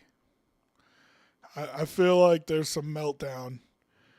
Certainly amongst the sports talk places in town, I feel like there's some meltdown if you're 2-4. But if you're 2-4 and you've lost to Rams, Chargers, Seahawks, and Kansas City, that's tough because then that's 2 division losses. Let's say you're 2-4 and you lost to Rams, Niners, Seahawks, and Kansas City. So 1 division loss, 1 division win, but you're 2-4. You beat Jacksonville and the Chargers. I want to know how Bronco fans feel in that situation. Because then you go to Arizona, should be a win, 3-4. Then you get Kansas City again at home. And, if you're 3-5 there, which I don't think is outside the realm of possibility, how are you feeling about turning the thing around and making the playoffs? So then it's, let's say win number 4 against Carolina, 5 against Vegas, and you're back to 500 by week 11. You got a Black Friday game at Pittsburgh. Let's say that's a win. So, by Thanksgiving, 500, So, 6-5, 7-5, 8-5, 9-5. And then but then it comes down to the end of the season here. And that's what I was kind of saying is like, I don't think you want it to come down to these last 3 games.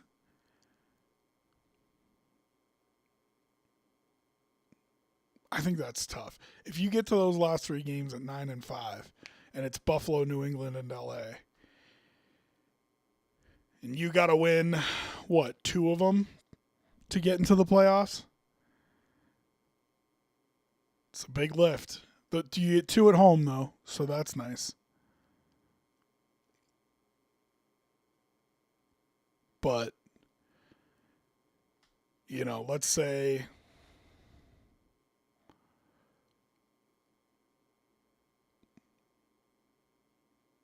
did I have you losing to the Chargers? But no, I had you beating the Chargers before. But, I mean, I would feel hard-pressed to give you 2 or 3 of those.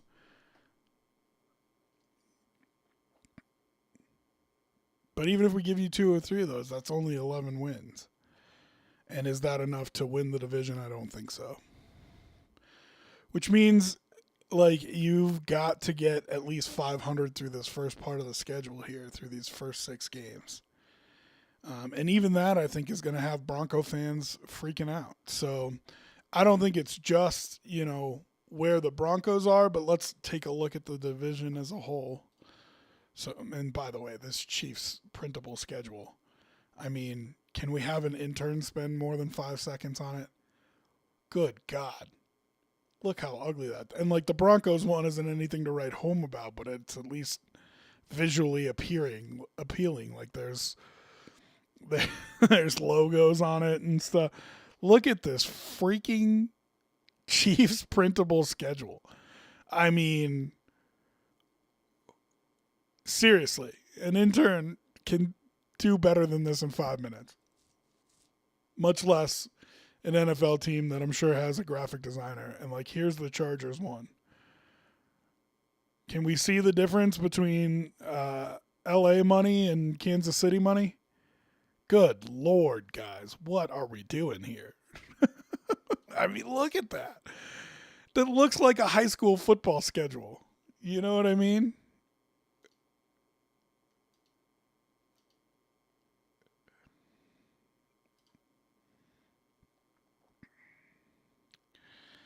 It seriously looks like a high school football schedule. Okay, but let's read through it here. So, Broncos, Colts at home, 2 games at home, then at Dolphins, at Raiders.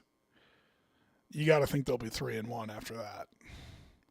Then they get an early bye week. Chargers at home, Seahawks at Broncos. It's a tough 3-game stretch.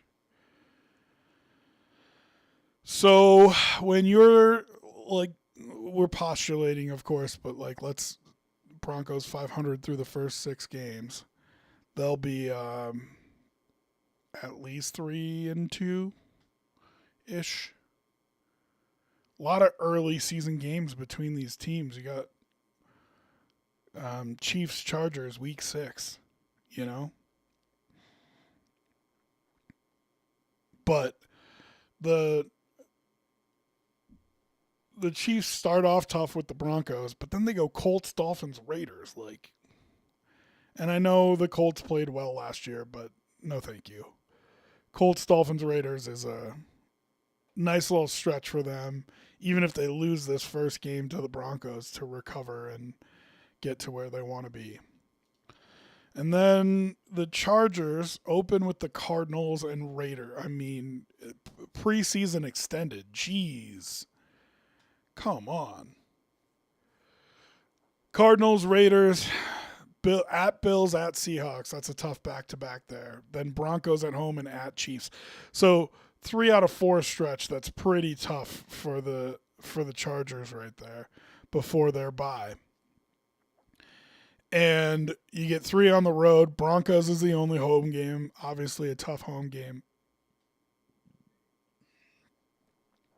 So you could be, legitimately looking at a scenario where all of these teams have 3 wins going into week 7. and the AFC West is a race through the back half of the season, and that is something that I think favors the Broncos. They play all their teams tough teams to start with, and man, if you can get out of that at 500, I think that would be huge for Denver, huge. And then you got to hope that the Bills, the Seahawks, the Chiefs here take care of business, and you know,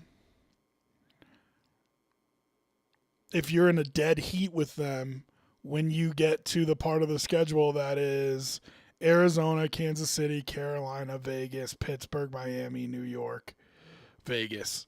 You know what I mean? Like if you're in a dead heat with the Chiefs and Chargers coming out of that, you're by the time you get to Thanksgiving, you're gonna have a comfortable lead in the division, I think.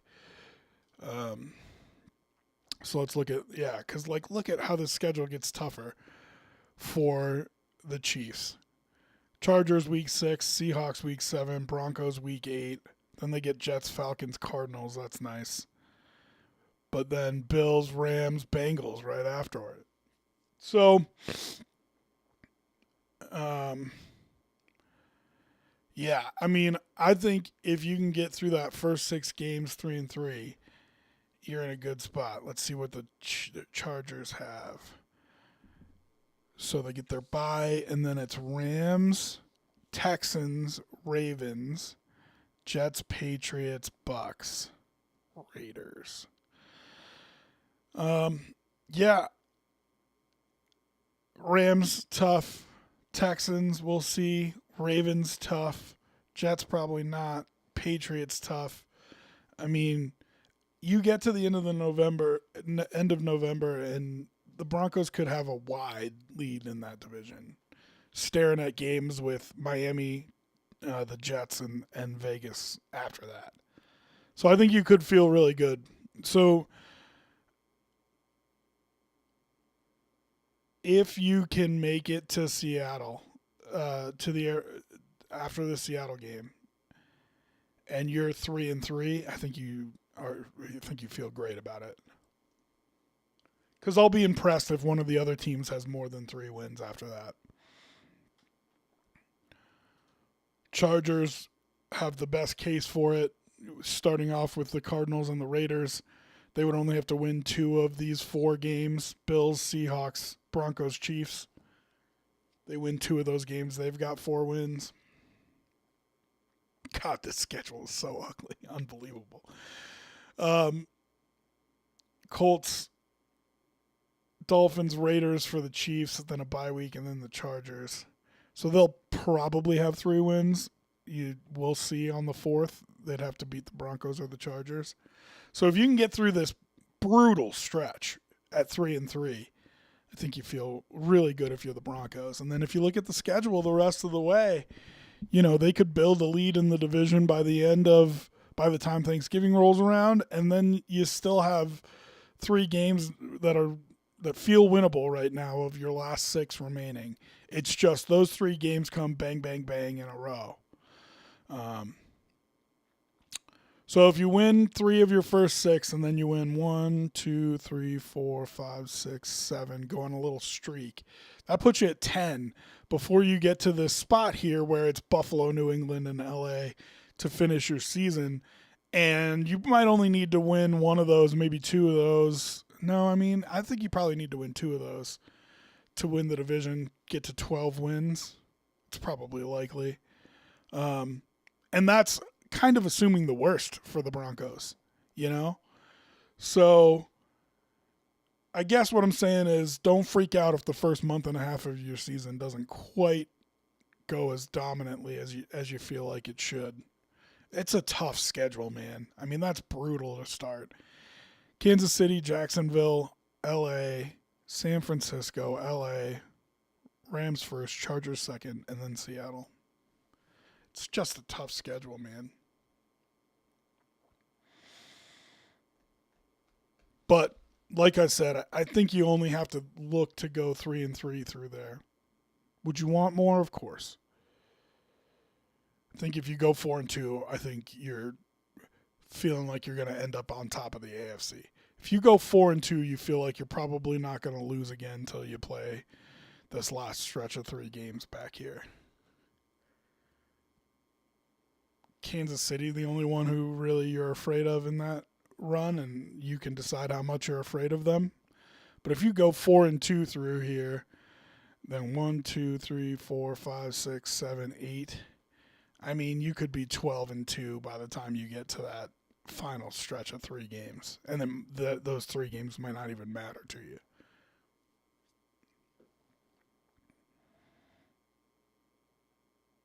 So if you go 4-2 through this stretch, or 5-1 or 6-0, like you're talking about late '90s Broncos teams kind of dominance. And I don't think they're quite that good. So, if you can get 4 wins in there, that's great. But I really, if I'm a Bronco fan, I'm saying get me through the middle of October, Thursday, October 15th at 500. And then let's just go on a run, Which makes me think, if their schedule is this tough, what are we doing in the AFC North? I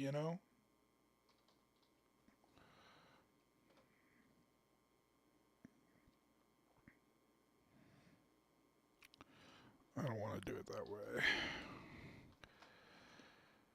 So let's look at the Ravens' schedule and Bengals' schedule.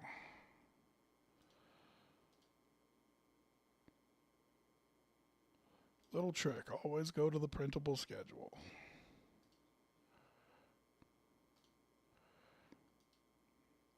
Oh, man. Bengals' printable schedule is ugly as heck, too.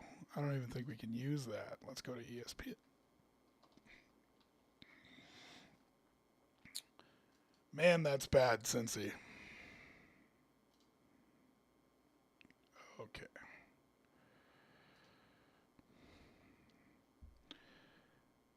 So, the North, the Ravens have Colts, Saints, Cowboys, Titans, Falcons, Browns, Bengals, Bills, Jaguars, Chargers, Panthers, Texans, Bucks. Man, that's a light schedule. Steelers, Browns, Bengals, Steelers. So just as we suspected, the North playing both Souths, it looks like, for an easy schedule.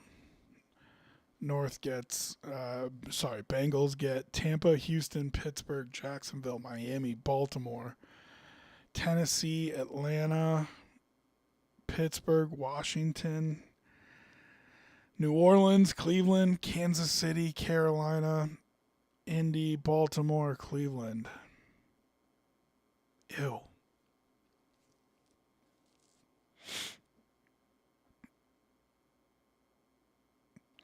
Yeah, so real easy schedules for the North. So it feels like you'll probably have the 1 seed come from the North. I don't think it's coming from the South. Could be Jacksonville. Let's see what Jacksonville's schedule looks like. Cleveland, Denver, New England, Cincy, Philly, Houston, Indy, Baltimore, Tennessee, New York, Giants, Tennessee, Chicago, Pittsburgh, Houston, Dallas, Washington, Indy. Yeah, that seems a little bit tougher. So I think your 1 seed's probably coming out of the North. As long as one of those teams asserts dominance, I think your 1 seed's probably coming out of the North. I don't think it's coming from the East. The schedule in the East is tough. They get AFC or NFC North and AFC West. So that's a tough run for either the Patriots or the Bills to get the 1 seed. And I mean, these just kind of feel like walks for Baltimore and Cincy. Like, of course, you have your tough AFC North schedule, but the teams there aren't the same that they used to be. I think it's just Baltimore and Cincy. And man, if you look at this schedule, it's light. Light, light, light.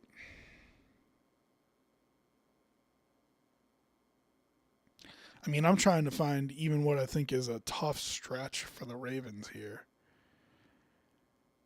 There you go. Bengals, Bills. First Bengals at Bills. First Jacksonville. First Chargers. But I mean, that is October through November.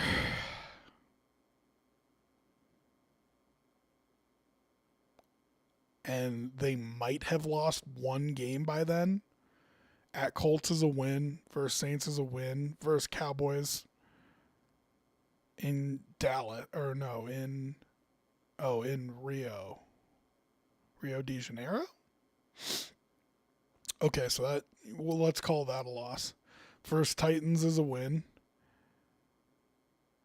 At Falcons is a win. At Browns is a win. So they're, through the first 6 weeks of the season, they're 5-1 at worst.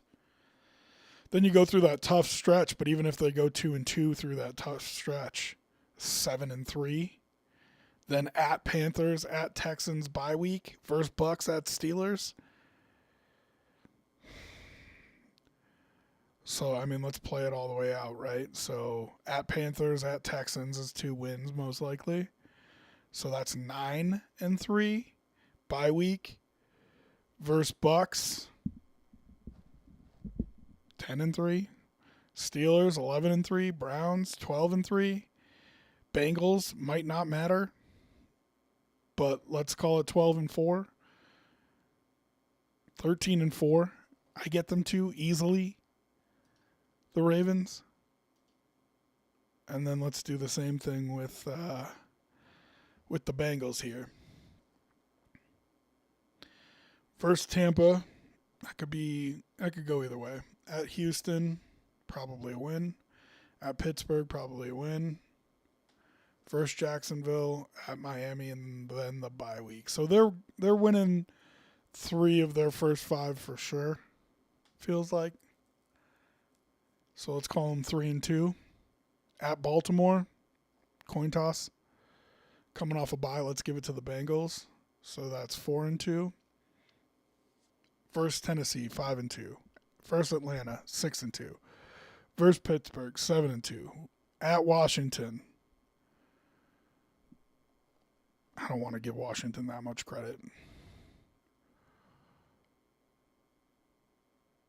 8-2. First New Orleans, 9-2. At Cleveland, 10-2. Versus Kansas City, we'll call it 10-3. At Carolina, 11-3. At Indy, 12-3. First Baltimore, that could be for the 1 seed. It's New Year's night, Thursday, December 31st. New Year's Eve night. That could be for the 1 seed in the AFC with the schedules these 2 teams have. And then versus Cleveland to finish. I mean, I get both of them to 13 wins sleepwalking, which is crazy. Oh, man. I didn't realize their schedules were that light. So I had each of them at like 13 wins, and that depends on them playing each other, of course. So let's see. Jacksonville's the only one that I think's a real threat to have a win total that's that high.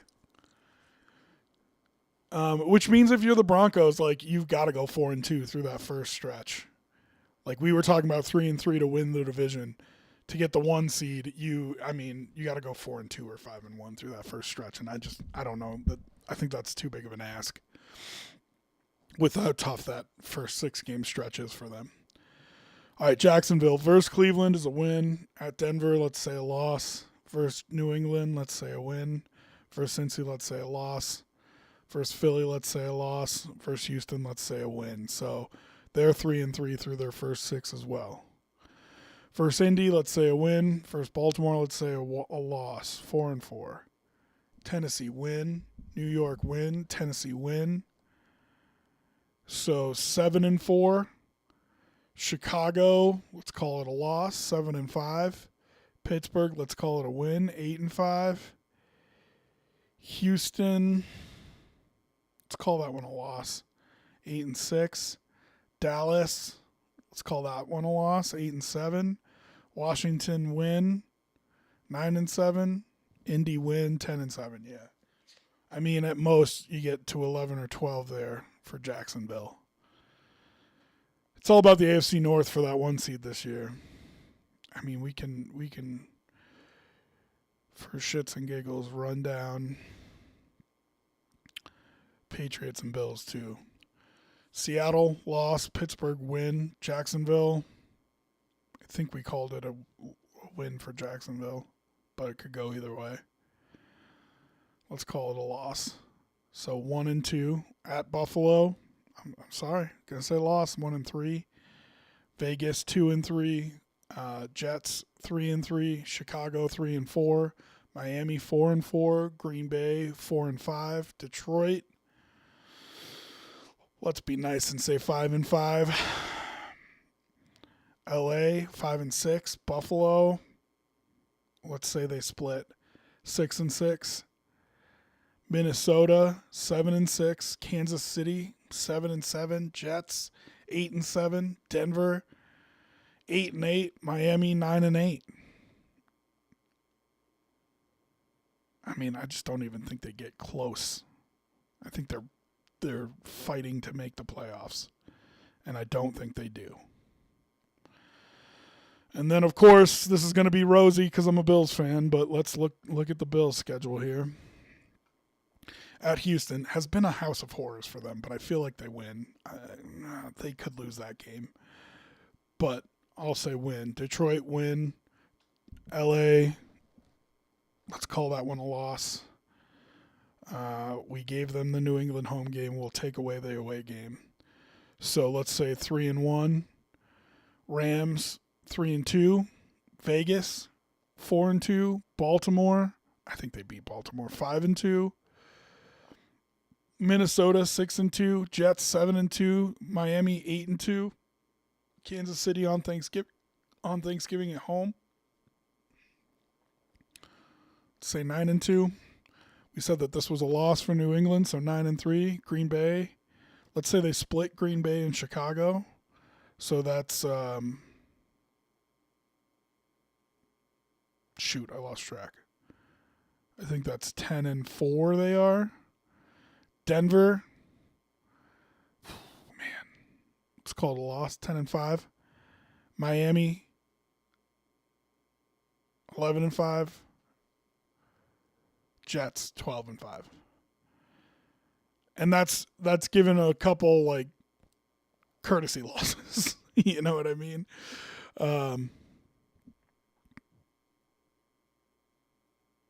That's a courtesy loss to the Patriots,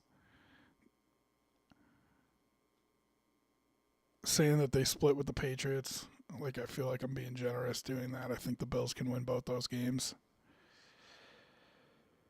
And a courtesy loss to Denver because it's Christmas. It's a short week. It's an away game. So, you know, if you're Denver looking at it, you're saying, I gotta go 4-2 through that first stretch and then build a lead till I get to that final 3 games, so I don't have somebody nipping at my heels when I'm playing, and especially not one of those teams when I'm playing Buffalo, New England, and LA, the Chargers, to finish the season. But I mean, I don't know how you get away from this schedule for the Bengals and the Ravens. I mean, it's just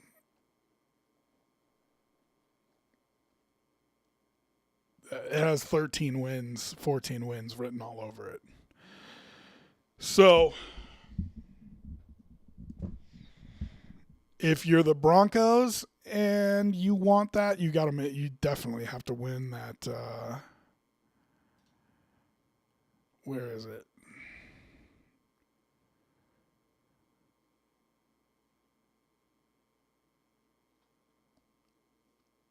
I think if you're the Broncos and you want to win the 1 seed, I think this is going to be your most important game to win. Christmas Day versus the Bills. Um, but like I said, you got to take care of winning your division first. That's the big thing. Because to me, I think the Chargers' schedule feels a little bit easier, um, which makes sense. They were the second place team. Um, I think the third place teams got kind of screwed. But there's definitely it's a little bit lighter of a schedule uh, for the Chiefs and Chargers than it is for the Broncos by design, of course. Um, so you know, I think you got to kind of put yourself in a situation where you're so far ahead of the Chiefs that you are rooting for the Chiefs to beat the Bengals here to try to get a 1 seed in week 14. What week is that? 12-13, December 13th. And same thing here. Week 10 versus the Ravens. Like, you have to put enough distance between you and the Chargers that you're rooting for the Chargers to beat the Ravens. It's the only way you're getting the 1 seed. Because nobody else I mean, look at the schedule. You know, you got to be big Cowboy fans here. You got to hope they split with the Bengals. If one of them wins, if one of them sweeps the other, it's over. I think you got to be Bills fans when the Bills play the Ravens. Same with the Jags. Like this stretch has to doom the Ravens if you want to talk about 1 seed. Bengals, Bills, Jaguars, Chargers, like you need them to lose all of those games. And then you need the Bucks to jump up and bite them. You need the Steelers to get one against them if you're talking about putting 5 or 6 losses on them. And taking them out of the 1 seed race. If you're a Bronco fan and you need the Bills to get off to a bad start. So their Bills' tough stretches are right at the beginning here: Houston, Detroit, LA, New England, Los Angeles. But they're opening a new stadium here. Like, I feel like that place is going to be absolutely wild for 3 straight weeks: Detroit, LA, New England. So you got to hope Houston gets them week 1, LA gets them week 5. Even if they win the 3 home games, 3-2, and I think you're in an okay spot for the 1 seed. That Baltimore game, I think you're going to be rooting for the Bills because I think you're going to need people to put losses on the Ravens. Their schedule's so easy. And then the Bills have another tough stretch here at the end: Kansas City, New England, Green Bay, Chicago, Denver. Got to be big Green Bay and Chicago fans. If they split with New England, I think you feel good. And then you gotta beat them, and you're probably rooting for them against Kansas City. But because you play them yourself, you know what I mean? You probably want the Bills to beat the Chiefs, and then you beat the Bills if you're looking at getting the 1 seed. And you have to make sure that you have a game or 2 lead going into the last 2 weeks, because your last 2 weeks are New England and the Chargers, and the Bills get Miami and the Jets. And so you can almost count those as 2 wins for the Bills. So you got to make sure that you have, more than a game lead if you're doing that. And then let's figure out like rooting for the Bengals.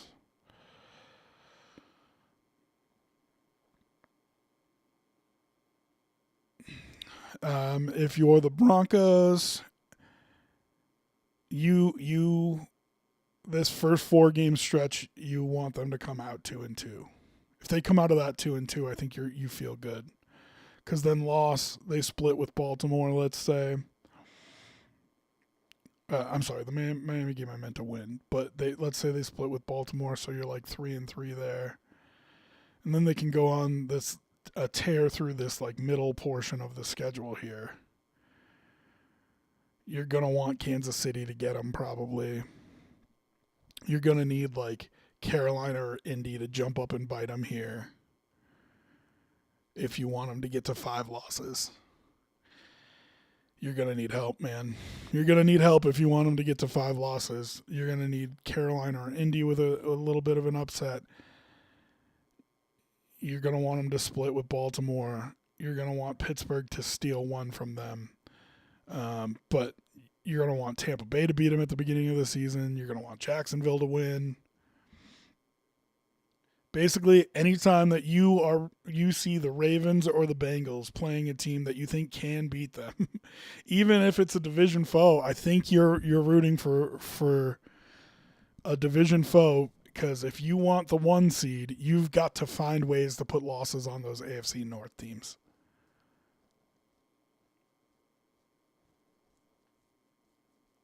Man, I gotta go bet. Let's look at their totals. Why am I saying I'm going to do it off air? I was like, I'm going to go look at their totals. So forget that, but let's go AFC 1 seed. Yeah, see, the Ravens are plus 400. Bengals are plus 800. Patriots, crazy high because they're the Patriots. And their fans are feeling them again. The bandwagoners that jumped on during all those Super Bowls are feeling themselves again. But yeah, those 2 AFC North teams for the number 1 seed. Can they do it by division too? No. I was gonna say, if you could pick the 1 seed by division and you bet and you get the Ravens and the Bengals. Oof.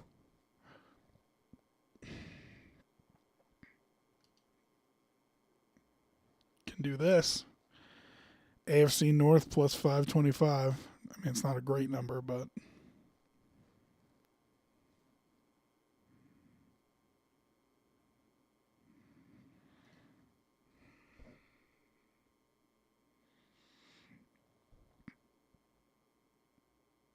man. And the odds makers love their schedules too. I mean, look at the Steelers. Man, I didn't realize their schedule was that light. Okay, well, I'm excited to talk with Sturls about that a little bit later in the week. Because